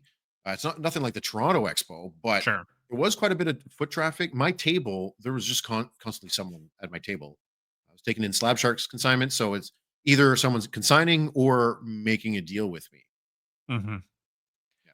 Yeah, so what was this show like when you look back at it from a sort of what the outcome were? Was it would you describe it more as a show where you sold and got rid of inventory? Did you buy a lot of inventory? Was it a lot of slab sharks work or sort of a combination of all three?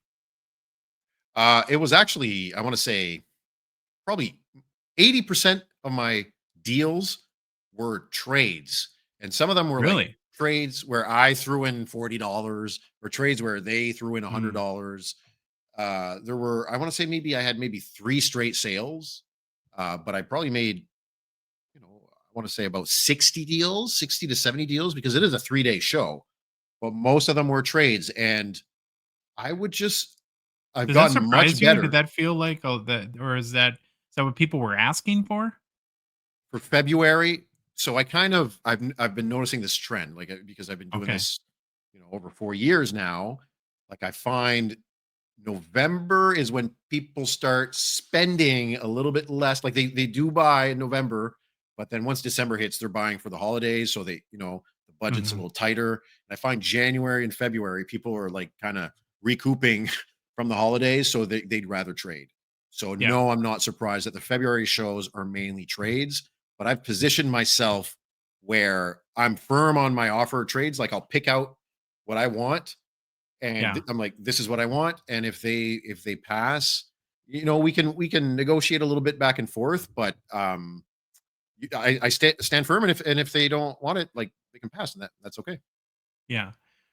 I'm curious about trades because as a collector myself, I understand the value of a trade, right? If I have cards that I don't really want and somebody has a card that I would really want in my Right. collection, then that's something I'd want to do.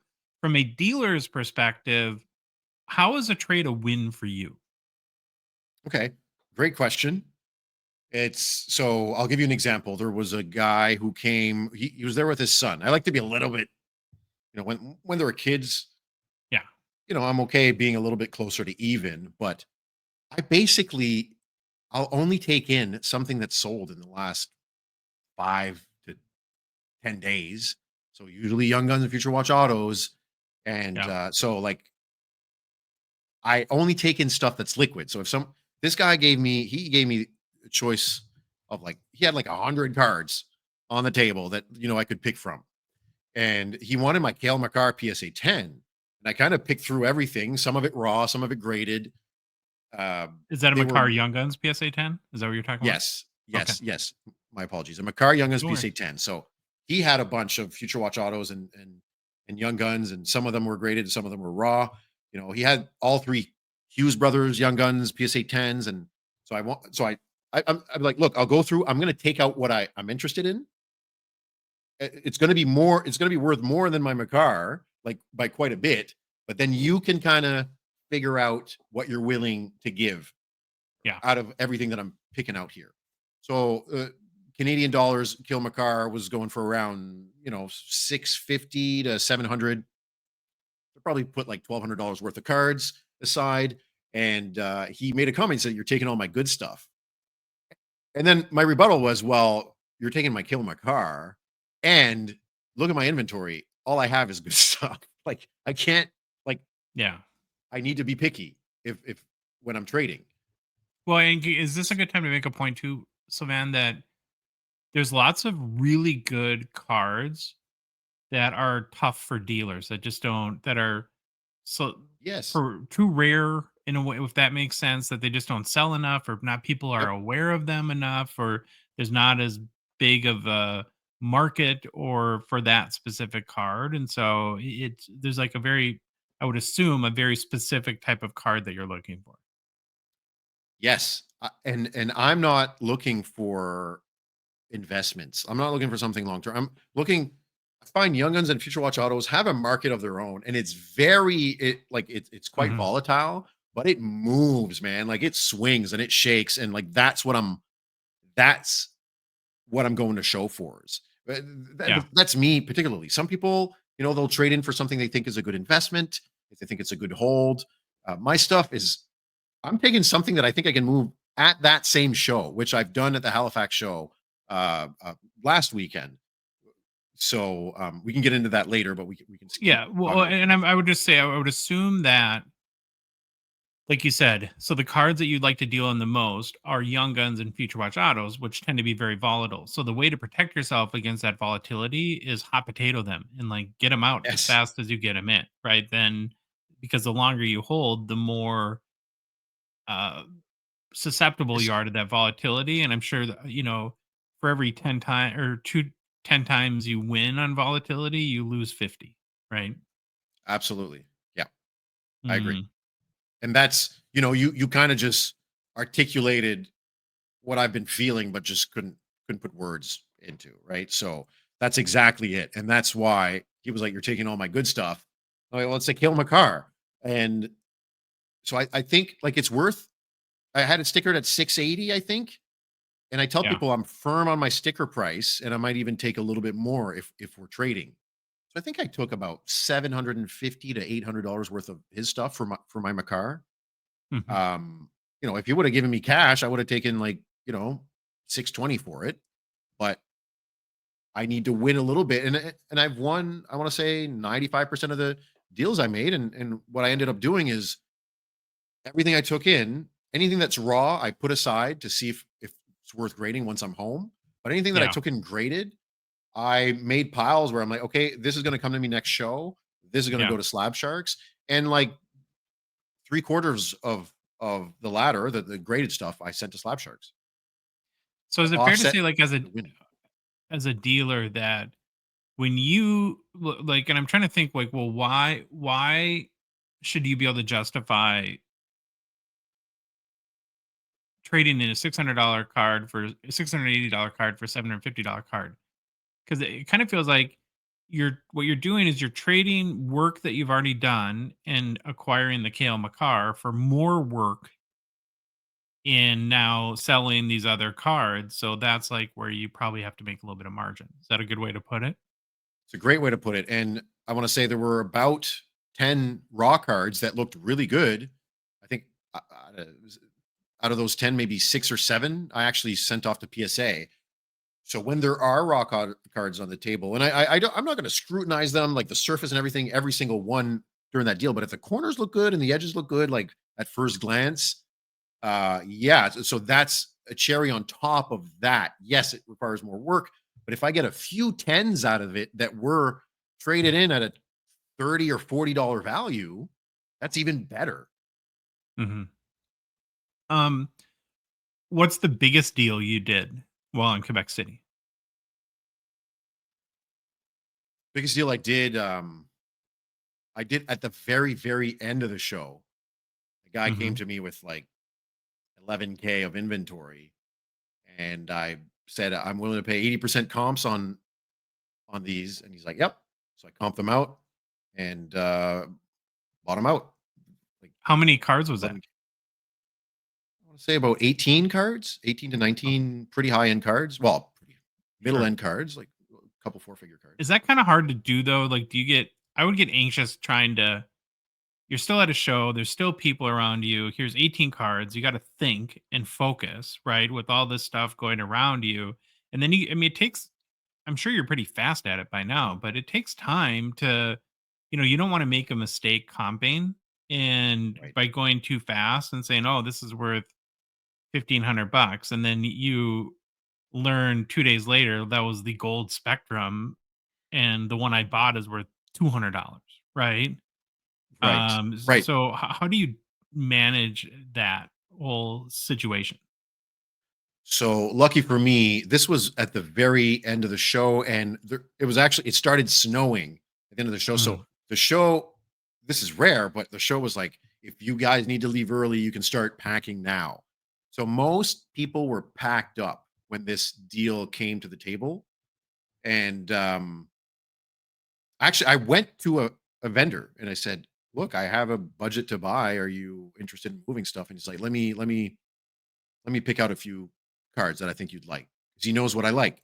yeah. So he probably gave me like 20K worth of stuff, and I picked out 11K. And because of Hmm. your example that you just like, I don't want to get burned on something I'm not too sure what this is. So instead of Hmm. looking it up and trying to figure it out, and I try to keep it simple. My system gets more and more simple as I am kind of finding my niche. And yeah, I want to say, like I said, I picked out about 16 or 18 cards. And so what I do is I look up card ladder, do the Yeah. average of the last 3 comps if they're recent, and at least, yeah, last 3 comps, as long as it's in the last like month and a half. If it's in the 2 month mark, I don't even count it. So last 3 comps, and then I put it in my phone's notepad. So I did that, Yeah. and then I subtracted 20%. So on my notepad, I just had my offer for everything. And then once my offer was there, I showed him the numbers. Mm. Like, yeah, I'm good with that. And then I added them, and I'm like, okay, that's $7,600.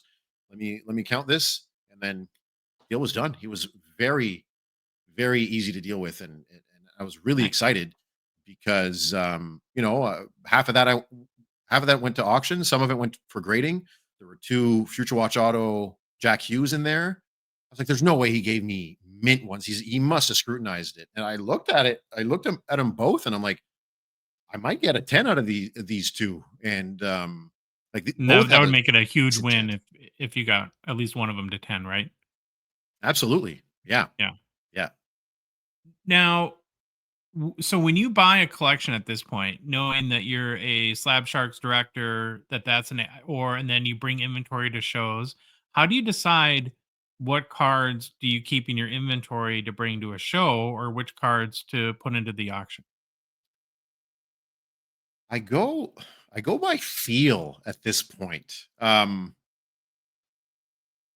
Remember that Zach Hyman collection? Yeah. Boy, are you There was glad you got out of that right away? Hey, that would have turned into Yes, what's that worth yes. today? I mean, how much money you would have lost money probably, Goodness. right? I think I might have made maybe $100 because the grades came back really good. Sure.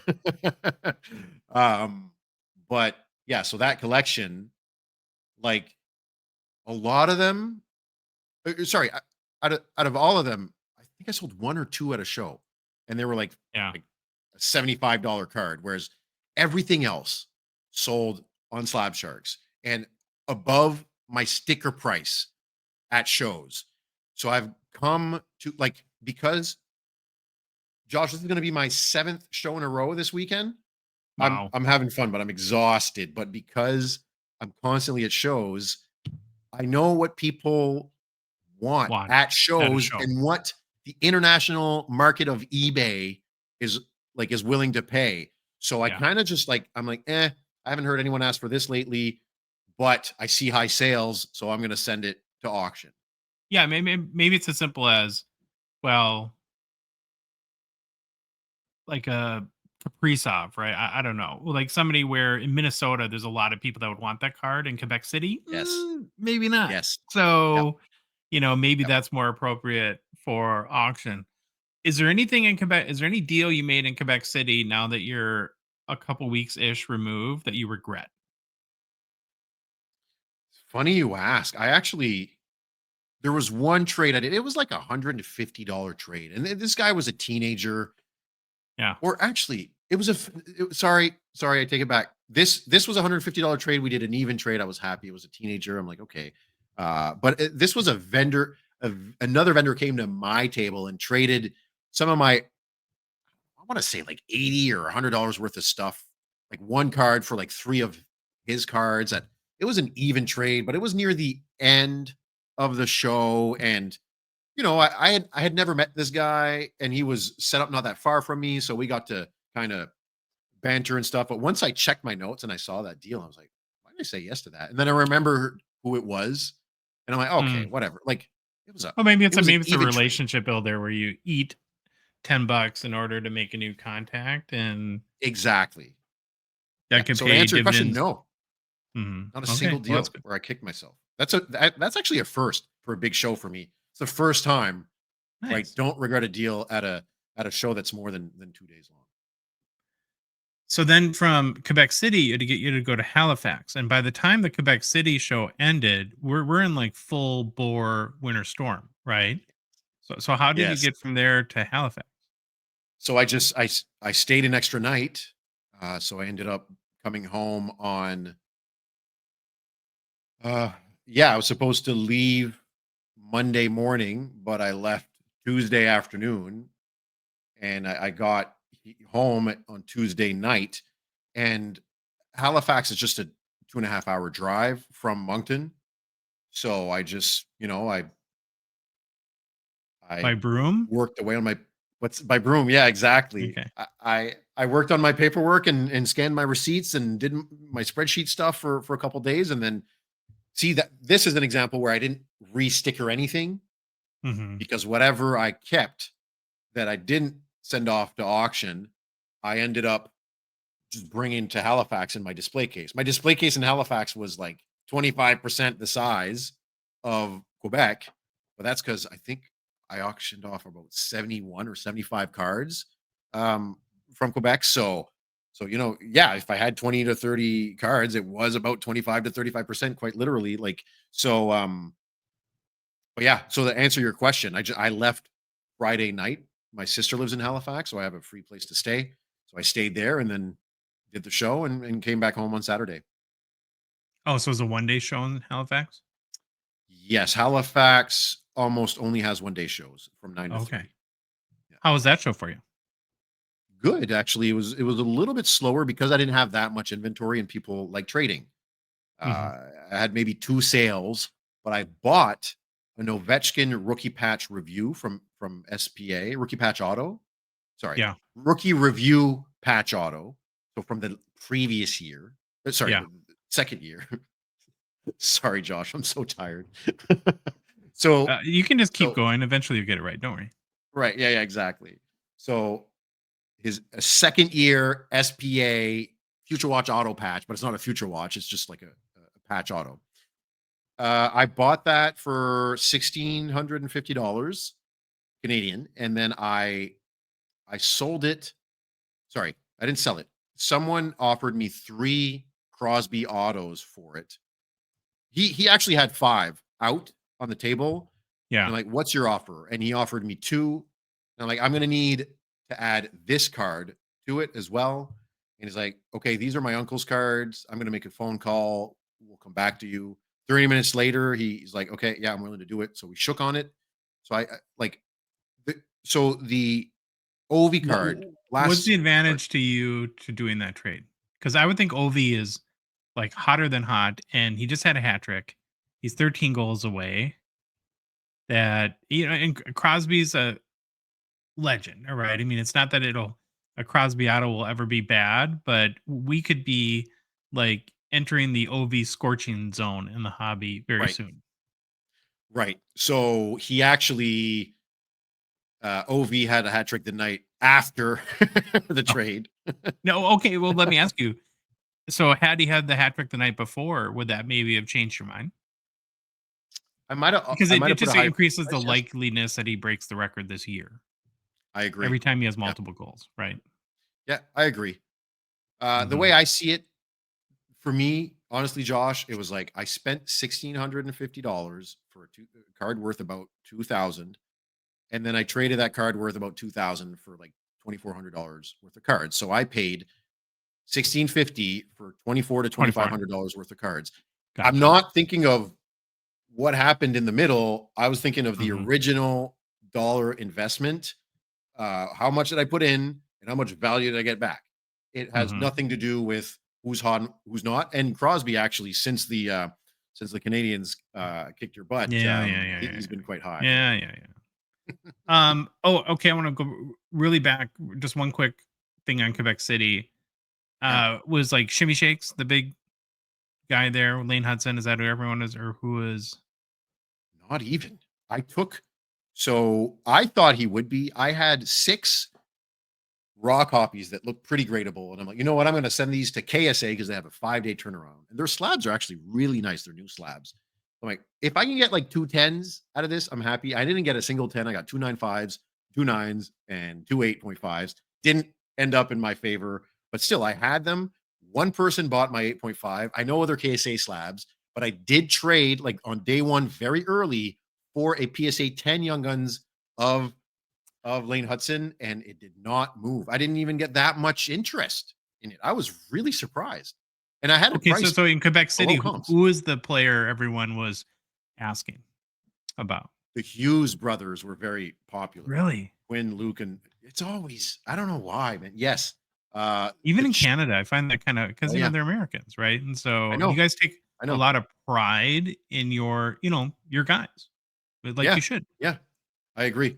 A lot of people were asking for Crosby cards. I didn't have Okay. much. I think I had one and it moved. And so I did get asked a lot about Crosby. Obviously, I took him to McDavid and it was gone within a couple minutes. Um, I had 2 McDavids. I had 1 Raw Young Guns and 1 BGS 95, and they didn't last long. So yeah, Was still guys from Team Canada, Braden Point as well. okay. Was Yeah. there a difference in Halifax in who people were asking about? So actually, yes, I had some Seth Jarvis in Quebec, and those didn't move. But as soon as, in Halifax, I moved to PSA 10 Young Guns. Like I think once the game, like because the games were over, Yeah. yeah, I think, and like these went up. I want to say 20 to 25% ish from before the tournament. It was crazy. Wow. That Quebec show was the perfect time for a card show during the Four Nation, especially if you had some of those Four Nation players. So, Yeah. but anyone, like no one was looking for OV. No one was looking for people who weren't actively playing. No OV Playing in the people weren't. tournament. Hudson as well. Like even though he's Yeah. in the Habs, I had some nice Nick Suzuki stuff, like stuff that just wasn't. But it's like out of sight, out of mind, right? It's the Yep. sort of classic Very much. definition there. What do you think about OV right now? Like, are you afraid to buy because it's so expensive and you're worried about the upside, or do you think that there could be a total OV explosion, or what are we thinking? So I've seen OV probably explode 3 or 4 times now, and it's never exactly when you'd expect it. And I've heard vendors say, "Oh, I can't believe I didn't predict this." And I'm like, I should have bought more of him. And I'm Yeah. like, I'm not saying stay away from him. I am fearful. I am fearful that his market might get flooded once he breaks the record. Hmm. This is just my perspective. Like I've been in this game for 4 Well, years. he's expensive too. Someone Like with what a 20 years. Young Guns PSA 10 in Yes. Canadian is that $7,000 now? About 7 grand. He hit 8 grand for like 2, 3 weeks, and then he came back Sheesh. down to like 500, and now he's back to 7. It's very volatile, and that's where like I might buy a 9.5 that looks really good and crack it and send it to PSA, but I'm not gonna buy a 10. I'm not gonna buy a 10 and try to time the market. I'll Hmm. buy a mint one and try to get a 10, and hopefully he's up by then. But wherever he is on the higher or lower scale, it's going to be much more than a BGS 9.5 that I cracked. So I'll play that Hmm. game, but I won't. I won't buy a PSA 10 already. But that's just me. Like Hmm. it could be a good investment. I can't really know. You can't predict these things. I just don't Yeah. have the money to park to gamble on that. Well, that's like what is that like 15 Jack Hughes Young Guns PSA 10s? I mean, that's really Yes. and that's a Right. lot of risk, right? In one Yes. card. Mhm. Because if he breaks, something happens to him. I don't want to jinx that because I mean, nobody wishes for that. But, that's a big deal if you spend $7,500 on a Young Guns PSA 10 or 7,000 or whatever you would need to get it at. And then he's Right. out for the year. It's like, Yep. oh man, now do I got to sit on this for 8 months until. Right. Right. And I know some people who have, they Mhm. have the funds to park. They're like, you know what? I found him at a good deal, $6,800. I'm going to put him aside and hope he goes up right before he breaks the record. And if he does, Mhm. I'll sell him. And yeah, so everyone has different Sure. strategies, but for me as a car dealer who thrives and believes in velocity, I'm like, well, I'd rather take that 7K and diversify it and send a few cards for grading and flip a few of the already graded ones and that kind of thing. Mhm. Where are you this weekend? So you said you're going to your seventh show in a row. Is it a local show in Fairyland, Moncton, or what? Well, it's in the same province, in New Brunswick, and it starts with an F. It's Fredericton. So Never heard of it. all our towns finish with ON: Moncton, Okay. Fredericton, St. John. St. John doesn't. Anyway, yeah. So it's in He's a- Fredericton. It's a gong show. Don't worry about Oh, and sound. Yeah, exactly. Um, so it's like an hour and a half drive. So like I'm gonna wake it. up Okay. bright and early and just drive and then come back. Have you gone to the show before? Is this a known Have territory to Yeah, you? yeah. Okay. Yes, it's my second time there. It's a show that's not necessarily monthly. I want to say they put it on maybe 6 or 8 times. Okay. Sorry, no, they probably put it on. Yeah, I want to say 6 times in the year. So like, not in the summer, Mhm. but during the fall, winter, spring, you'll probably see about 6 shows. Gotcha. One of the trends that. Well, I want to ask you about the whole Pokemon thing. And Oh my God. Phil has, gone off a lot about it with his Ottawa show. We've noticed it here in Minnesota. Call it like the Pokemon show invasion and how they're taking over these shows. And what we're starting to see as a result now, it happened, Phil just confirmed it's happened in Ottawa, it's happened to here, to our bigger show, that Pokemon's becoming big enough where they're separating the shows. So there's actually going to be a sports card show and then a Oh, separate Pokemon show. So how do you feel about the whole Pokemon thing? Is that and would you like the idea of separating? separating as in different days or different areas of the like different Different days, sections. completely different shows. Hmm. I don't necessarily like that. Well, as a vendor, I just like seeing traffic. People. Yeah. Traffic is good for me. Maybe a hockey collector doesn't like to see traffic because all the Pokemon people are in the way and they're trying to get to their hockey table, or they're like, oh well, this table's hockey, that table's football, this is Pokemon hockey. So I can see as an attendee Sure. where that would be a little bit more beneficial because they know what they're getting into. But for me, Well, I like I would think, said, especially with your Slab Sharks hat, right? You can take Pokemon yeah, in, absolutely. so you benefit from that being at the shows you're at too, right? 100%. Yes. And I was actually getting to that, and we have a 90% promo on graded TCG until the end of the year. So that's a great way of, Mhm. getting people to try our services and making new connections. And uh, yeah, I sell hockey cards, but I will consign whatever you want to consign. And I might not be able to tell you what I think it's going to end at, but Mhm. you're going to get the best damn service Yeah, when how do you dropping your even cards know, off. like, when somebody slaps down a stack of Pokemon cards, are you like, you know, "What is this? Because I have no clue what's valuable or what's." Yeah, I wonder if some guys like look at me like, "Oh, he's gonna freak out when he sees this stack," and I'm like, "Cool, all right, sign here." um, no, usually like I know like the big names, like I know. Sure. Well, I say that, but I I've seen I've seen a few of the big cards, and so I know, even like Yeah. high three-figure cards, low four-figure cards. I'm familiar with those, but honestly. If I Mhm. see Pokemon cards, I'm just like, "Oh, this will probably do well." That's about it. Like I don't Mhm. necessarily think about the value or anything. I'll ask them, are these high value? I'm more into hockey. I don't I'm not Yeah. ashamed to say that, I'm not a Pokemon expert. Okay, so you've been to 6 shows in a row, weeks in a row. This will be your 7th. That gives you kind of a good cross section for hobby health. Like, what's your hobby health meter at right now? Hobby health meter, as in like how the hobby is doing Yeah. right now. I thought you meant Is the my hobby health. doing? 'Cause I was like, I'm exhausted. I need a couple Um, days off. we need you to pee in this cup. Right, right. I'm very happy traffic wise. The shows just keep getting busier and busier. Uh, a lot of kids and teenagers in it, and I think that's a great sign for the future.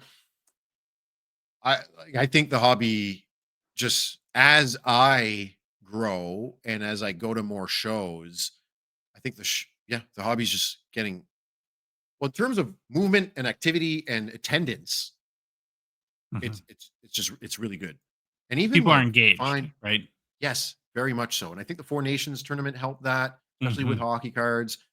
I'm seeing like some all-time high comps on certain players, Did you hear the whether it's on rating Slab stat Sharks or here right in the now. US on that? Isn't it in the 60 millions or something? No, it was lower than that. It was 9.3 million, but the thing, it was more people watched the Thursday final here in the US have watched any NHL game ever. Wow. That includes the playoffs. Wow. Wow. I thought the 60 million, it might have been the total, like for Me, I all was of the probably tournament. like, well, you got arrested if you didn't watch it in Canada, right? Dude, I fell asleep. It was my Oh, cousin's birthday during the last game. oh, And I came home like an hour before the game started. I'm like, okay, I'm going to nap 30 minutes before the game starts. I slept through my alarm and I missed the game. Oops. I know. Arrest me now Mhm. in this fairyland world. Mhm. Here come the police. But no, yeah, I was pretty bummed out that like I woke up in like 2 a.m, like, oh no. And I'm like, I'll watch it tomorrow. And I fell asleep and I dreamt Canada won and my dream came true. Oh. So after this weekend in Frederickstown or wherever you're going, are you on a break then? Do you get a weekend off to kind of recharge, or is it back at it? So I have one more Moncton show. That's the Sunday. So at least it's not a Saturday, but it's the Moncton Toy Show where there are a lot of Pokemon TCG, only a few sports vendors, myself included. And then there was a smaller show in Montreal where I was debating going, but then that's my only weekend off before another show in Moncton. Like Yeah. I'm like I can't. Like especially if there's another storm, I can't risk it.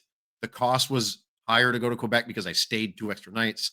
I got to be tight, with my budget doing this full time now, and so I can't risk it. Mhm. So I am the March 15th weekend. I'm taking my first weekend off in a long time. All right. Well, good for you. Well, that's an awesome check in, and good luck this weekend. Safe travels. Yeah, Can't wait for your next report. yeah. Thanks for having me, and I can't wait to report and have some back and forth with Phil on Friday nights. Oh, that'll be awesome. All right, Sylvain. We'll talk to you soon. All right. We are back. Much thanks to Sylvain for his willingness to share his experiences. And the big thing is, of course, being open and honest about them. I think that's why this series we do with him works so well. I can't believe, and Phil, you said that you watched the interview earlier today. Yeah. That I was surprised that Shimmy Shakes wasn't super hot at the Quebec City Expo. I thought that would have been like, Yeah. Wasn't talked about. I didn't see many of thing. his cards. No, it was a Hmm. steady flow at Sylvain's table.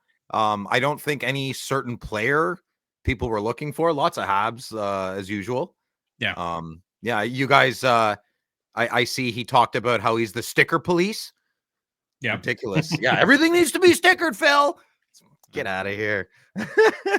Troy, have you ever thought about being a card dealer? Has that ever buying and selling, flipping cards? Is that something that you think you would be good at? It's I don't know. I really don't know, and I feel like I should have like a straightforward answer. But like I'll give you an example, right? Like I said again, modern wax. I do it as like breaking in that, but like for me when I come home, yeah, Target Blaster here and there, and a mega or a hobby every once in a while. And we've gotten lucky. I will say my girlfriend and I hit one CJ Stroud kaboom, Oh, but wow. one pretty sure I held on to it too long. Two, I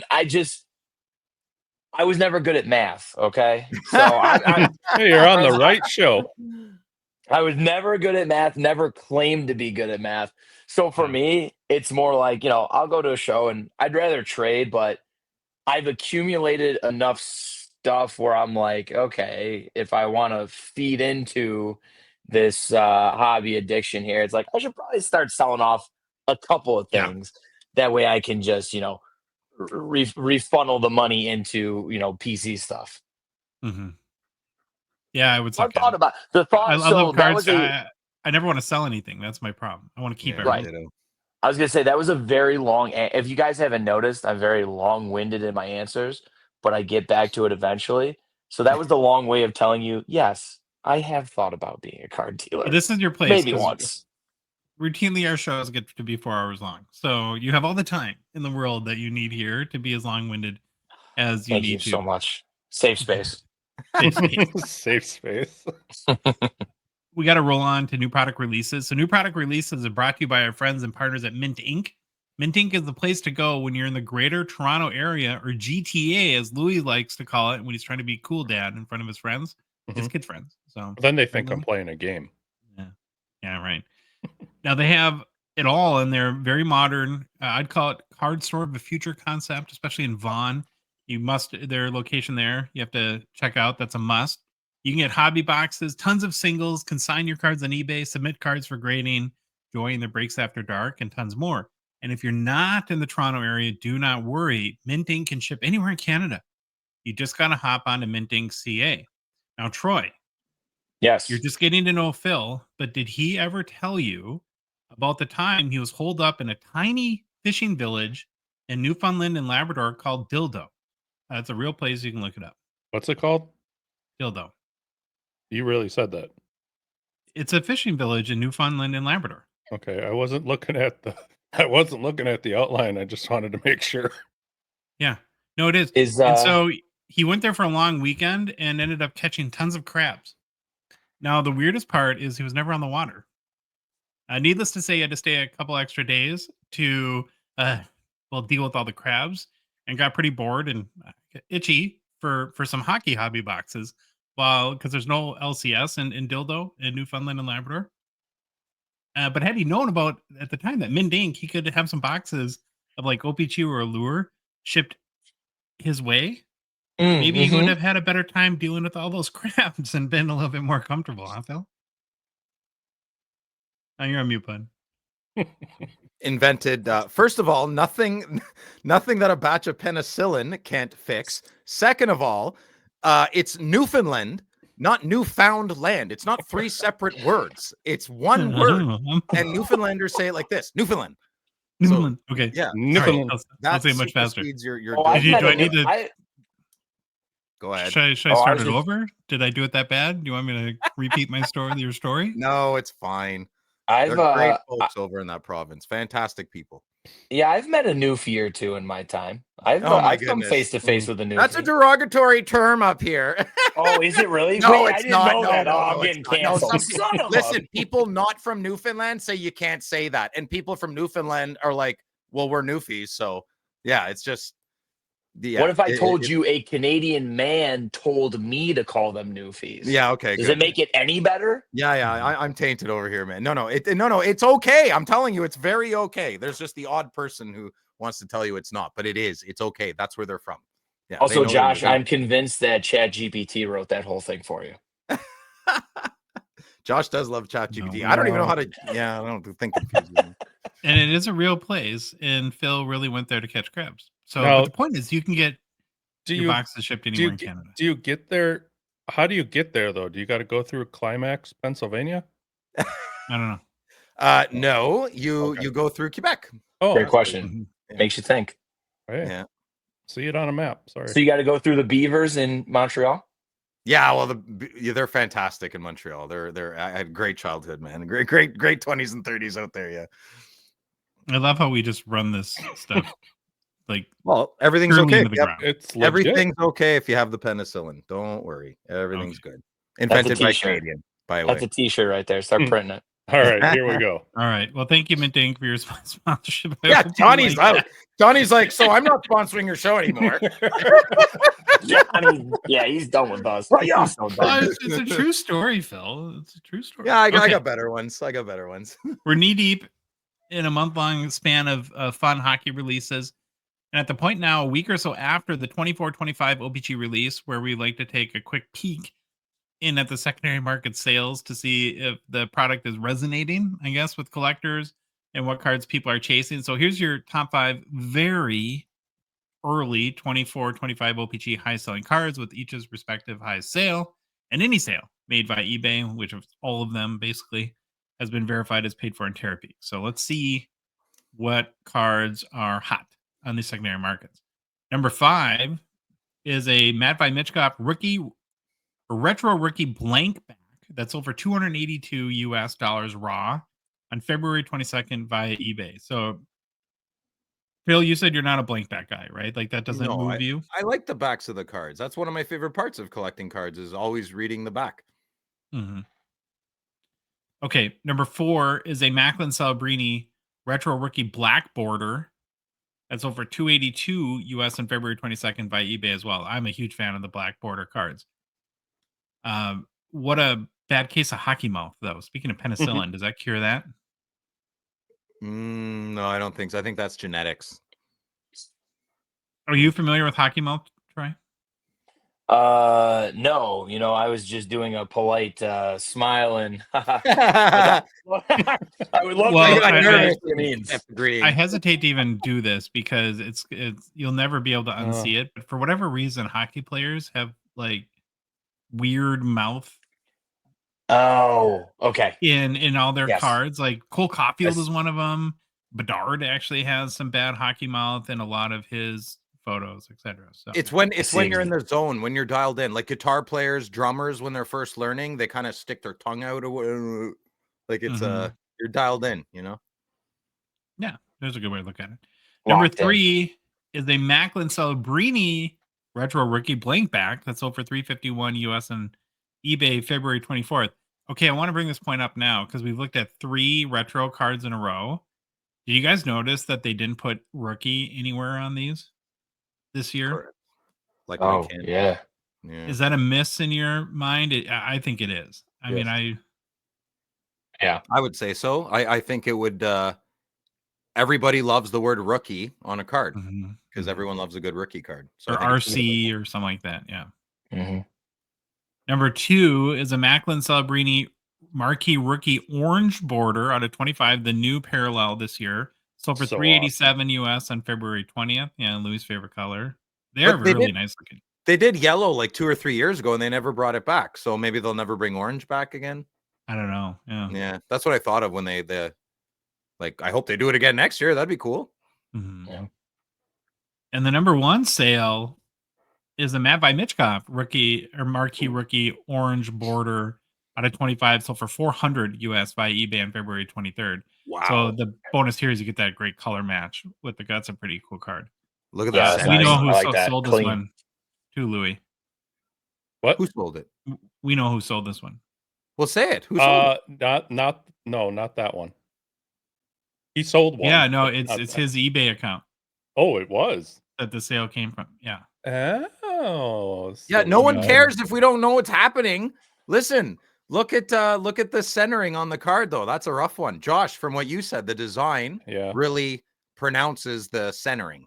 I told him I don't want Oh, to be yeah. a jerk, but man, centering really proves these cards bad. He's like, yeah, I know.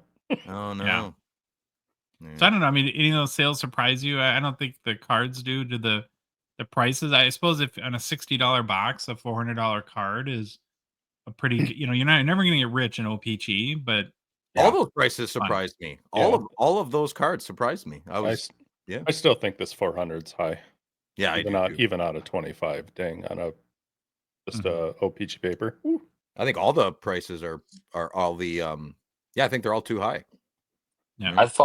I've always felt that O-Pee-Chee is a good it's a good appetizer, right? Mhm. It's Oh, a it's so much decent fun. little Oh, a decent little hold me over until the series 2. So it scratches the itch, baby. That's how I say yeah, it. dude. And at $60 a box, it's like, Well, why that's not? like 300 for me, buddy. Why not? You were talking about like getting a Target blaster occasionally. I think this is like a great equivalent of that when you're like, oh, I don't know if I want to spend $300 and maybe get nothing today, but I'll spend $60, have get 18 packs or whatever, have a lot of fun opening it, and if I end up with $20 in cards, it's chalk it up to entertainment.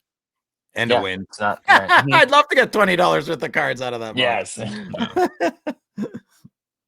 Okay, last thing, did get some updates today from Upper Deck regarding their upcoming product release calendar. We're still on schedule for Series 2 next Wednesday. That's March 5th. Oh, and I suppose I can announce now that we're kind of locked and loaded with Billy Cilio from Upper Deck. We're going to be doing our show. Next Thursday show will be live. It'll be a Wednesday night during Series 2 release night. Got some planned there. Upper Deck has agreed to give away a hobby box of Series 2 in the chat. So that's pretty cool. Very thankful for them for doing that. When is that, John? Next When is that? Wednesday, so March 5th. March 5th at what time? 8 o'clock your time, so 8 Eastern, 7 Central. Perfect. So, well, the good listener will want to know because they're listening in their car right now. They want to write in their calendar. Thank you, Phil. Appreciate that. Then we're still on schedule a week later on March 12th to have EX 2000 come out, which very, very excited about that. And then kind of the new developments are we got Arbor kind of rounded out the March calendar. So following EX 2000 on March 19th, we have 2324 Premier. So a big Bedard, some big RPAs will come out of that. That should be a lot of fun. And then we have 2024-25 SB Game Used on March 26th. So looks like 4 major releases in the month of March. Eat. So you're like me, a big Fleer guy, excited for EX 2000, Troy? Good God, just give me what I want. Give me the EX 2000. I have been sitting here for months and months and months. I know. Ready to rip this damn thing. I'm so excited. So, like, I had all these preparations ready to go to start putting out breaks because I know it was supposed to be out this. I think it was. Was it supposed to be out Wednesday, right? Yeah, it's supposed to be out today, really. Yeah. So originally, yeah. I'm just clamoring for this thing. Yeah, I'm a huge that first Bedard autographics I'm gonna see. I think it's just gonna look like I saw the design, amazing. So I love this stuff. I'm really excited about the credentials and the essential credentials. I think it's gonna be such a cool product. And then of course the poor man's jambalaya, if you will, the exceptional. Yeah. I think this has potential to be such a fun product. Mm-hmm. And remember, the best spot to get all info on these new sets is hockeychecklist.com. Ever heard of it, Troy? It's 11% better than Beckett. I don't know if you knew that. Well, I'll tell you right now. We're almost at 12. I need that. I need that. So I'll be going. Are you using our checklist site? It's honestly, it's amazing for a breaker. It would be amazing. And it's okay if you're not. I can show you how it works, and it will make your life easier. Yeah, honestly, God, show me how it works. Yeah, full transparency. Haven't seen it yet, but literally at the beginning of the episode when you said it, I'm like, well, I know where I'm going for my checklist going forward for breaking. Could I tell what we Billy? did is we modernized the whole deal and spent a year building a new checklist site. That's not just a spreadsheet pasted on a web page, and is interactive and makes it very easy and quick to find anything and everything you want to know. You can search it, the checklist, you can organize it, categorize it, however you want. But Phil, you had a question? Could I ask Billy, could I give Billy my recommendation for next Wednesday? Remember my penalty box card? Instead of essential credential, I thought a better way would be a consequential credential in the penalty box, and they're just sitting there. Yeah. And they're out of 2. They're out of 2 and out of 5, right? And Troy, that's what I'm talking about. Okay, good. I'm gonna tell Billy. Or there has to be like a double, right? There has to be a 4 option too, right? Double minor. Yes, thank you. Yep, thank you. And don't make it a double-sided card. No one likes that. No one likes the double-sided card. Fanatics Collect is a Gong Show partner sponsor. We're very thankful for their support of this total Gong Show. If you haven't heard, Burbank Sports Cards signed a deal with Fanatics Collect to list their huge inventory on their website, including hockey cards. I believe that there's already just over 7 hockey cards on the site now. And there's a special section if you go to the fanaticscollect.com homepage that you can go right into all Burbank's inventory. Cards start for as little as $15 Young Guns to thousands, 4-figure, 5-figure kind of stuff too, more hobby grail type stuff. So you should check it out. Just more and more options to find great cards for your PC. Today, though, we're here to chat about the current Fanatics Collect weekly auction. It runs through Sunday night. Always interesting, unique, and cool cards to bid on. Me, Louie, and Phil each picked out our favorite vintage or modern card to comment on. And Troy will make his comments and probably make fun of us for our picks, but that's okay. We're big boys. We can handle it. So here's our favorite vintage cards from this week's auction. Okay, I picked out a 1951 Parkhurst Gordie Howe rookie PSA 2. The grade is good. Now, here's what looks like to be another really good example of a low grade but very high eye appeal vintage grail opportunity. I love these cards. This has, I think, become the chase now, where you don't have to pay that huge premium for a high grade, but you still get a very, very nice looking card. And apparently Fanatics Collect agrees as well. They gave it their superior eye appeal rating, putting in the top 5% of all PSA 2 copies. Now the PSA 2 pop count for this card is 108. So if you kind of do the math, it's should be in the top 5 or 6 of those 108 in Fanatics estimation. Card is a little bit off center, of course, left to right, maybe like 65-35. Top to bottom centering is pretty good. Colors are fantastic. Print quality of the text is really great. Each corner has a little bit of wear, but it's uniform. I would love to have this card. It's an awesome card. It's like how you look at something sometimes, you're like, how is this a 2? You know, it's the pop report is crazy low. Crazy low. 108 twos. How many total? Well, I guess you don't have it in front of you, but no, I don't. Yeah. There's not that many of these cards in bad or good condition, clearly. But it's like, if I love this whole low grade eye appeal chase because PSA 6-7 Gordie Howe is like, I don't know what, 50 grand, something like that, right? Where, these are still a 2 sells in the $4,500 to $5,500 range. But I would, if I own this Gordie Howe, I would never need feel the need to upgrade the grade sort of thing. It's a beauty, man. Very nice copy of the card. 740 copies sent to PSA. That's it. Wow, man. Any grade is great. Any grade, it's rare. Yeah. Better Are you in the a future. vintage guy in hockey, Troy? Sorry? Are you a vintage guy? Do you appreciate vintage hockey or? I absolutely can have an appreciation for it. Like you said, I think that was the first thing that I noticed was the color. Just how it pops and how the color just stayed and didn't fade or anything. So yeah, absolutely. I can be a 90s, early 2000s collector of hockey, but also appreciate this kind of beauty. Mm-hmm. Louis, what was your vintage pick? Do you want to let everybody know that the current bid is currently $3,300 US? Oh, okay. Thank you. Yeah, I think this one will go at the top of the range just because how nice of a high eye appeal it is. Sorry, Louis. Now, what's your pick? No, my pick. Oh, baby, let's bring back second year cards again. Love them. Yeah. 1980 O-Pee-Chee Wayne Gretzky. It's a BVG 9.5 gem mint. Mm-hmm. I know, it's just spectacular card.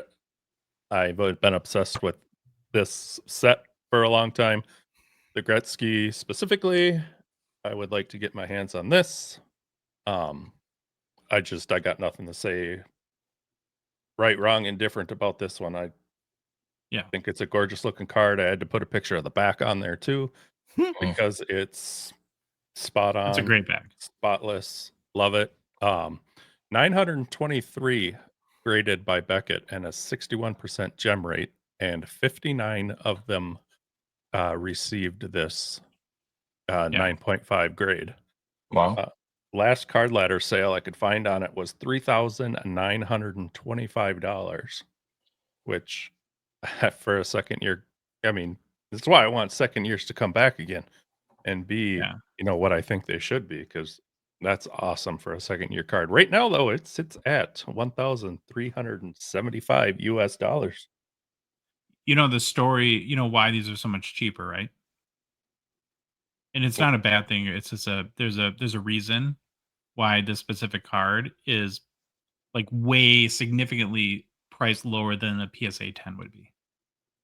And it's because it kind of has the markings of sheet cut. Okay. Yeah. Right. Yep. And again, sheet cut is not bad or wrong. It's a preference thing, right? Because all the cards were produced at the exact same time. And we know PSA typically wouldn't grade sheet cut, and the markings are, the perfect corners and edges, but then having the one subgrade lowered be the surface. Because when they rolled the sheet, it was it was abrasive on the surface, and that you can always, when it's a Beckett graded card, vintage card, and it has perfect corners and edges, and the ding is on the surface. It doesn't mean there's no way to prove it, but it's got the hallmark of being a sheet cut card, and that's just a hobby preference thing. Some people don't mind it at all. Some people would rather have the pack pulled, but the end result is you can get a really good deal comparatively, especially to like a PSA 10. Yeah, no, I didn't even think of that with a 10 either, but I don't know, chase what you want, collect what you like. There you go. Phil, you picked an 80s card too. Sure did. 1984 O-Pee-Chee Steve Yzerman rookie card. So Josh, I'm going to do the opposite of what Josh did and what I usually do. So we're doing something a little different here with this Stevie Y rookie.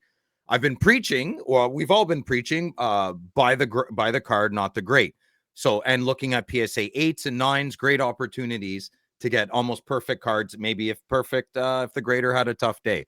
So on your screen, I will dictate to you. You're looking at a PSA 8 Steve Yzerman O-Pee-Chee. So let's look at this card at first glance. Wow, it looks really good. It's a very nice 8. Let's get a little bit closer. Come here, come closer, like the old Biore commercial. It's got a soft top left corner. Not a big deal. Negligible, perhaps. Now let's look at the centering. Oh, the centering actually is quite off from top to bottom and left to right. It's actually, now I can't stop seeing it. So let's look even closer and closer. Why? Now we can't. You should go to the Fanatics Live, Fanatics Collect website, because you can zoom in a ridiculous amount. And that's kind of what I'm talking about. You can't see it on our screen right now. So I'll get back to the bit. Okay, now let's zoom in even a little closer. Steve looks kind of blurry on the ice there. So, well, Phil, it's an old card, you may say. Okay, fair point. But I have copies of this at my house. So I checked the ones I have at my house, and they're in focus. So what could be wrong with this card? The registration. The registration is caca. You can even see like a brand new individual isolated yellow line at the top. So this card upon first glance looks awesome. But once we analyze it, we see 3 pretty big major points. So let's circle back. Buy the card, not the grade. I would not buy this card. Now, that's how I would do it. So I would say if you're looking for a very nice Steve Yzerman, and you're looking to get a rookie card, but you don't want to pay a PSA 10 rate, you want to go look for some 8s and 9s. Well, we found one. And now we found one that we can learn from by default or by omission. So this would not be a strong 8 for me. And I don't see this going pretty high in the auction. But this might be a great card for someone who doesn't care about the things I just spoke about, right? So if you want just a clean, bright colored rookie card with pretty strong corners and you're okay with that, you don't mind if 1 or 2 are a little soft and the registration's not your jam, you're like, I just want the card, man. I'm not going to look at it all the time. Then this would be the card for you because you'll get it at a good price. Current bid is $22. I don't think because again, registration is a huge deal on the Gretzky rookie too. And actually the Gretzky rookie is very similar to this card, and like the fine print lines that you have on all those kind of intricate borders. And whether it's Beckett or PSA or any of them, they didn't factor registration, or I don't know if they do now, but they didn't much into the grade. And so you can have, it's corners, edges, surface condition, and centering, right? But that registration can, to your point, Phil, can dramatically change the card, better or worse. And so that beyond the grade, it's something that you have to, on all these vintage hockey, that you have to really keep an eye out for, to make sure that it's not a card with poor registration that you wouldn't enjoy or would distract you somehow. I encourage the good listener, go to the Fanatics Collect website, zoom in. Like on the screen, you might be like, what's Phil talking about? It looks fine. It is so blurry. And you'll like, I have a couple at my house. It's almost a completely different card, when you put them side by side. So this is a great example. I'm really happy this popped out because it's a good example. Okay, we're going to switch to modern. The one that I chose to highlight is a 2006 SP Authentic Sign of the Times Wayne Gretzky Auto BGS 10 Auto 10. So it's got that almost perfect Beckett grade. And I think, like most collectors, I'd probably prefer like a Gretzky Auto and Oilers first and Kings second, and then probably Rangers. That being said, I really dig this card though. In Gretzky in his Rangers uniform. Big fan of the design. I think like they did a really good job in this case of there's stuff going on to make it interesting, but it keeps the auto in focus, and there's a huge space on the card for a very nice, very large Wayne Gretzky auto, which is pretty awesome in my opinion. And if you're in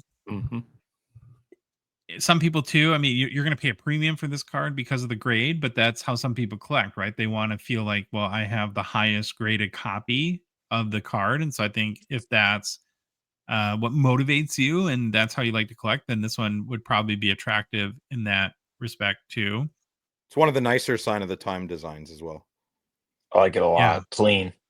Yeah. I don't think I've ever seen this one before. Well, it's got some panache to it. It's not kind of dull and flat. It like this looks like Pepsi, not flat Pepsi.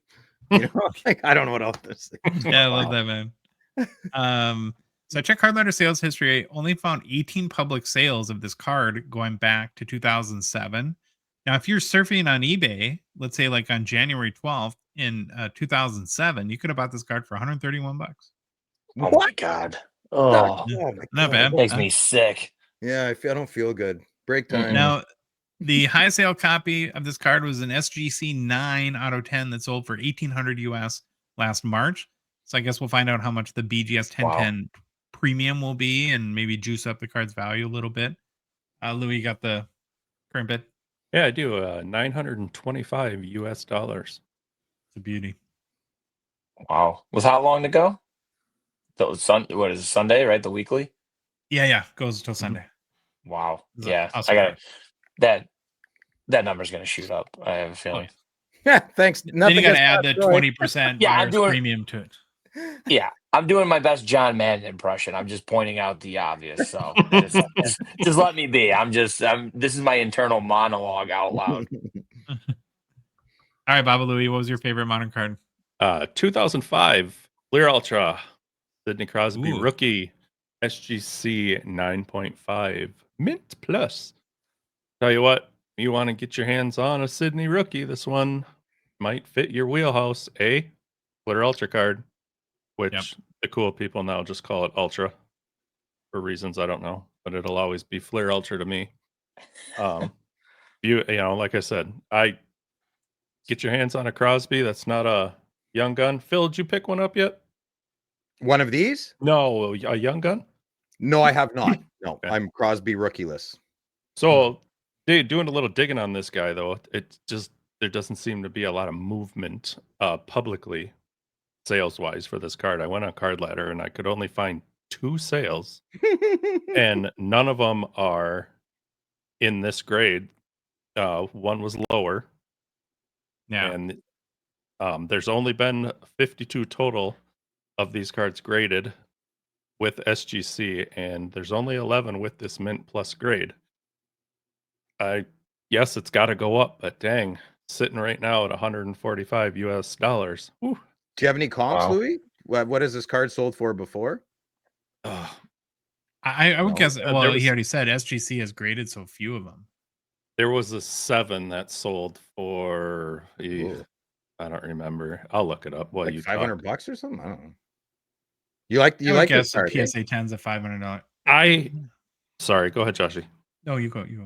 I do like this card, but it's probably not on the top of my list of favorite Clear Ultras. It looks a lot Black Diamond-y for me, and I'm not a huge Black Diamond guy. Oh, the rookie part there, that band Yeah. at the bottom. Yeah. Yeah, there was a sale December 29th of 2003 on a 7, SGC 7 for $151. Oh, I'd buy it for that. And I don't even like this card. That's pretty sweet. It's the font. I don't something about the font. It's like Yeah? Microsoft PowerPoint to me or something. Okay, yeah, that's what gets me. I love these. It looks like he's 12 in this photo. Like if you look at closely at the image of Crosby, holy cow, is he young? I mean, he's That, probably 18. That's bad Baby face off Crosby. Crosby. That's bad face off Crosby right there. That's what you're looking at. Ooh, bad face. All right, Philly, round us out. Let's your pick? go. Yeah. So I Oh, contemplated not talking about this card because I want it. And then I realized it's got the auto 10. So I'll talk about it because I don't want it. I don't want to pay a premium for a slab. So what you're listening to is a 2009 Exquisite Collection Mario Lemieux patch auto. And it has that DNA certification from PSA, and it gave it a 10. And I'm going to have to agree. That is one very sexy autograph from Ole Lefse, aka Mario Lemieux. So when it's one of my favorite designs ever, it's from the 0304 LeBron James. Exquisite. I'm pretty sure we can agree that this patch is not fake. Can we agree on that one, boys? Okay, Yeah. good. Maybe a Tide pen was used. I don't know. Would cleaning the fabric be considered altered? Okay, I don't really care. Just look at the yellow jersey. Simple, but man, it really clicks with the rest of the card. It normally I'm not a napkin patch. Okay, I know it's not a napkin patch part of the jersey. Yeah. But it's just awesome. Okay, and it's also part of the basketball set from Upper Deck. So this is not it's a hockey card, but it's not from a hockey card set. It's from the most patch swapped set of all time in hockey, the 09 UD Exquisite Collection, I think they called it. So I'm always looking at these cards. I really, really, really want a Crosby. If obviously Crosby's not from this year, that year, but I'm looking for a Crosby, and I think I'm going to use my funds that I would have used for Lemieux here, just to hold off because the Expo is 2 months away. So it's not, it's less than 2 months away. Oh my God. Yeah, so I'm going to save my money. So go ahead and bid on it. Current bid is $925, and I would feel safe buying this card that it has not been tampered with. It's a beauty. It's a nice. Yeah, love these. Yeah, love that design. I'm not a big Mario guy, but this is I want a Lemieux, and I want it in this for my collection. I think this would be a nice way to honor Mario. I think Pittsburgh should. Cooper helmet is ridiculous in this photo too. I just love it. What I was going to say. I think Pittsburgh should bring back the yellow helmets at least. Yeah, no way. Remember when the Knights did the gold or whatever? Yeah, can't get it out of my head. Knights and Vegas, the gold and silver, or Knights and gold.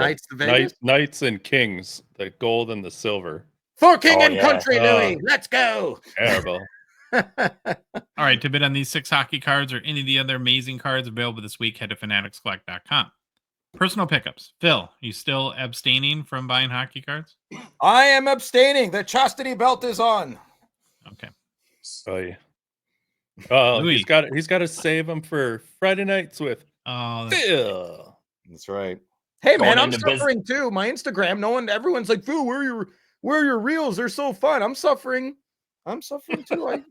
Going into business for himself, hoarding them for Friday night with Phil. Yeah, you're so suffering, Phil. That's all right. We still love you, Louis. I thought I was gonna come up empty, but last night I ended up finding a 98.99 Topps Finest Mystery Martin Brodeur bronze refractor. I got the Madonna and loved how that card looked, and then I saw this refractor pop up, and I was like, "Yeah, I'll take it." Don't ask me what's in the top corner of that card, but it's not there. You know what I did? I was like scratching my monitor to see if that was like. It's not on the card. So I had a little chat and got a new picture. Not in time though. Beauty. Troy, and what are your personal pickups? Yeah. So, here's the first one we're going to show here.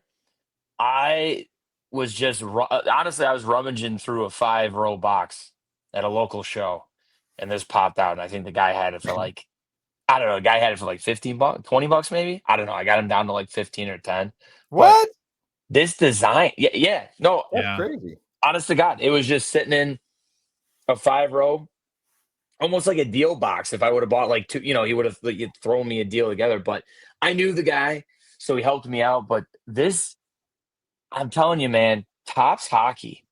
I mean, I know Louis just picked up that Brodeur, but like some of the gold label and the finest Topps Hockey, I just loved the design. And I don't know, this might be a controversial opinion, but I don't mind the Topps certified autograph stamps they used to use. And Ray Bork's just got such a nice signature. So this is 01 Topps gold label, so that would be Avs cup year as well. But just such a nice card from a local, and the card looks good. Would I grade the auto? Probably not. I mean, it's nice, but you can obviously see some of the you'll get a 6. Yeah, but the card looks good, so I might slab the card. Dude, Topps is awesome, man. I listen. They made the Wayne Gretzky rookie. O-Pee-Chee didn't, right. So, yeah. Let's not forget that. I love Topps. Yeah. I went to some of the best cards. I wouldn't have thought. I mean, I know that the certified autograph issue is on the card, but I wouldn't have even given it a double look until you said it again, and it doesn't faze me one bit having that. Because it's gold. Card. Anything gold is awesome. Not really. Yeah, that's what. Okay. Right, it doesn't take away from the card itself. Yes. But yeah, that's so point. The background of that. I was like, wow, this is. I was like, I just love the design. Even if it was like a base card and there was no auto, I probably would have still considered it, you know? Next one here. This is an older pickup, but I'm saving this for a rainy day. I'm definitely saving this for the right time. What'd you get? How much? Say that? How much did it cost? I'm trying to think. I bought it. It wasn't too bad. That's how long ago I bought it now, though. I've been sitting on this thing, but this is like $50, $100. No, I think 100. I think closer to 100. Yeah. Well, those Epics cards have gone up in value, huge. Like a Beret Epic sold for like $2,000. Like the green or whatever Epics Moment or whatever it is. The Emerald. Yeah, you talking about the Emerald ones? Yeah. I gotta go for my cards. Funny you say that, because when I was at the show in November, you know, I had known about Certified. I had seen him before, but for some reason I felt like I saw more of these at the show in November, like the Mirror Golds, the Mirror Blues, and then, you know, the Epic Parallels, the Orange, Purple, Emerald, I think they are.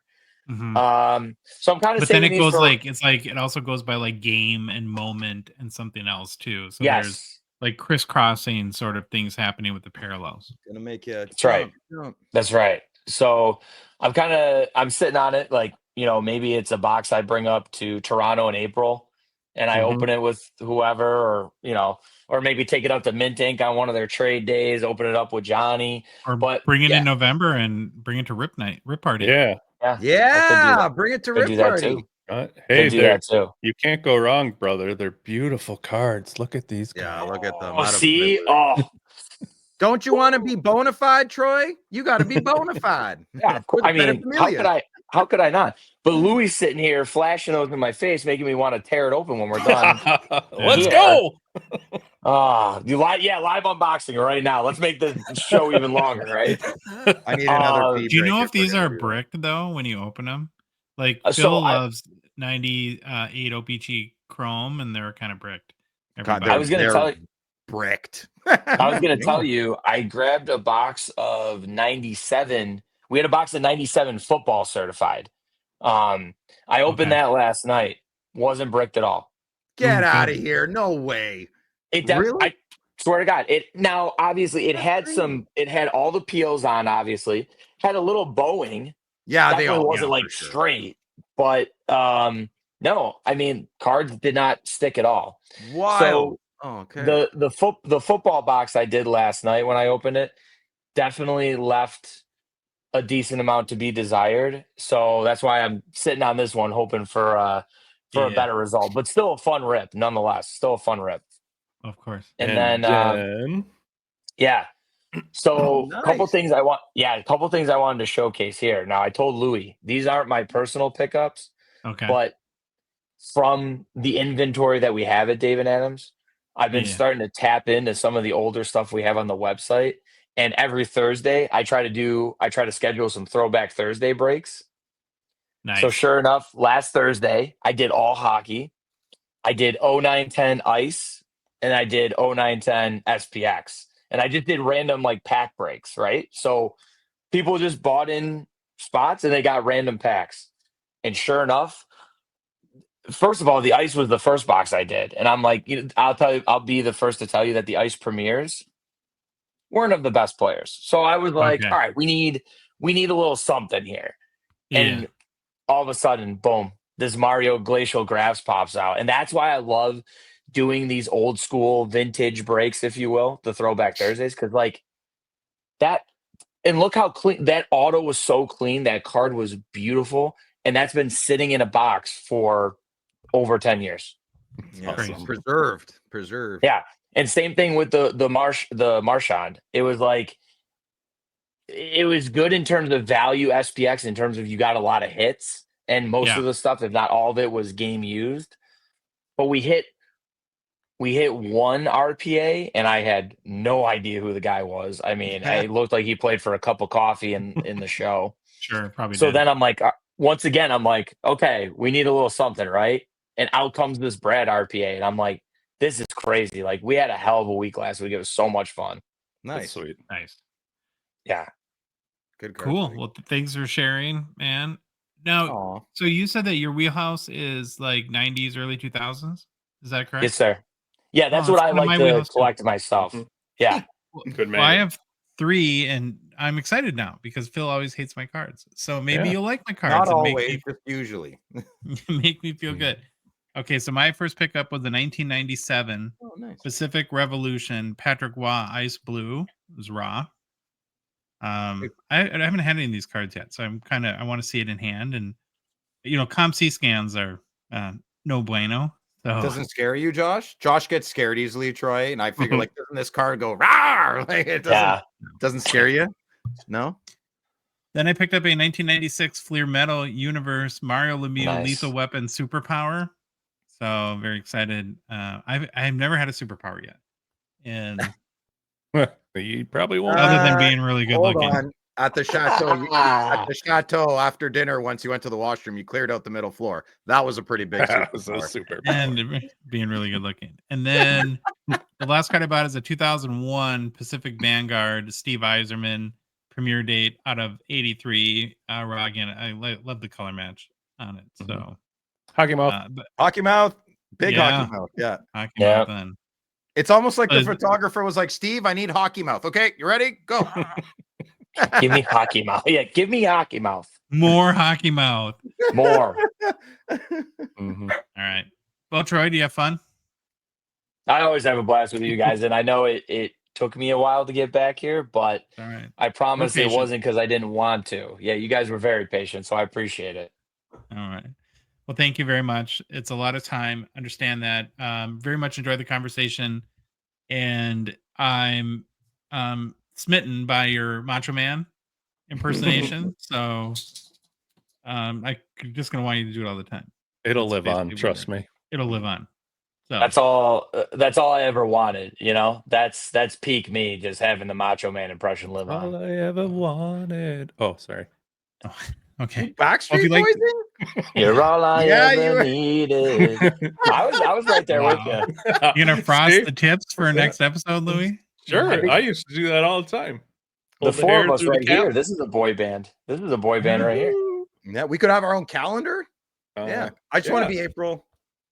April flowers bring May showers. No, wait, I don't know. April showers bring May flowers. It's the other way.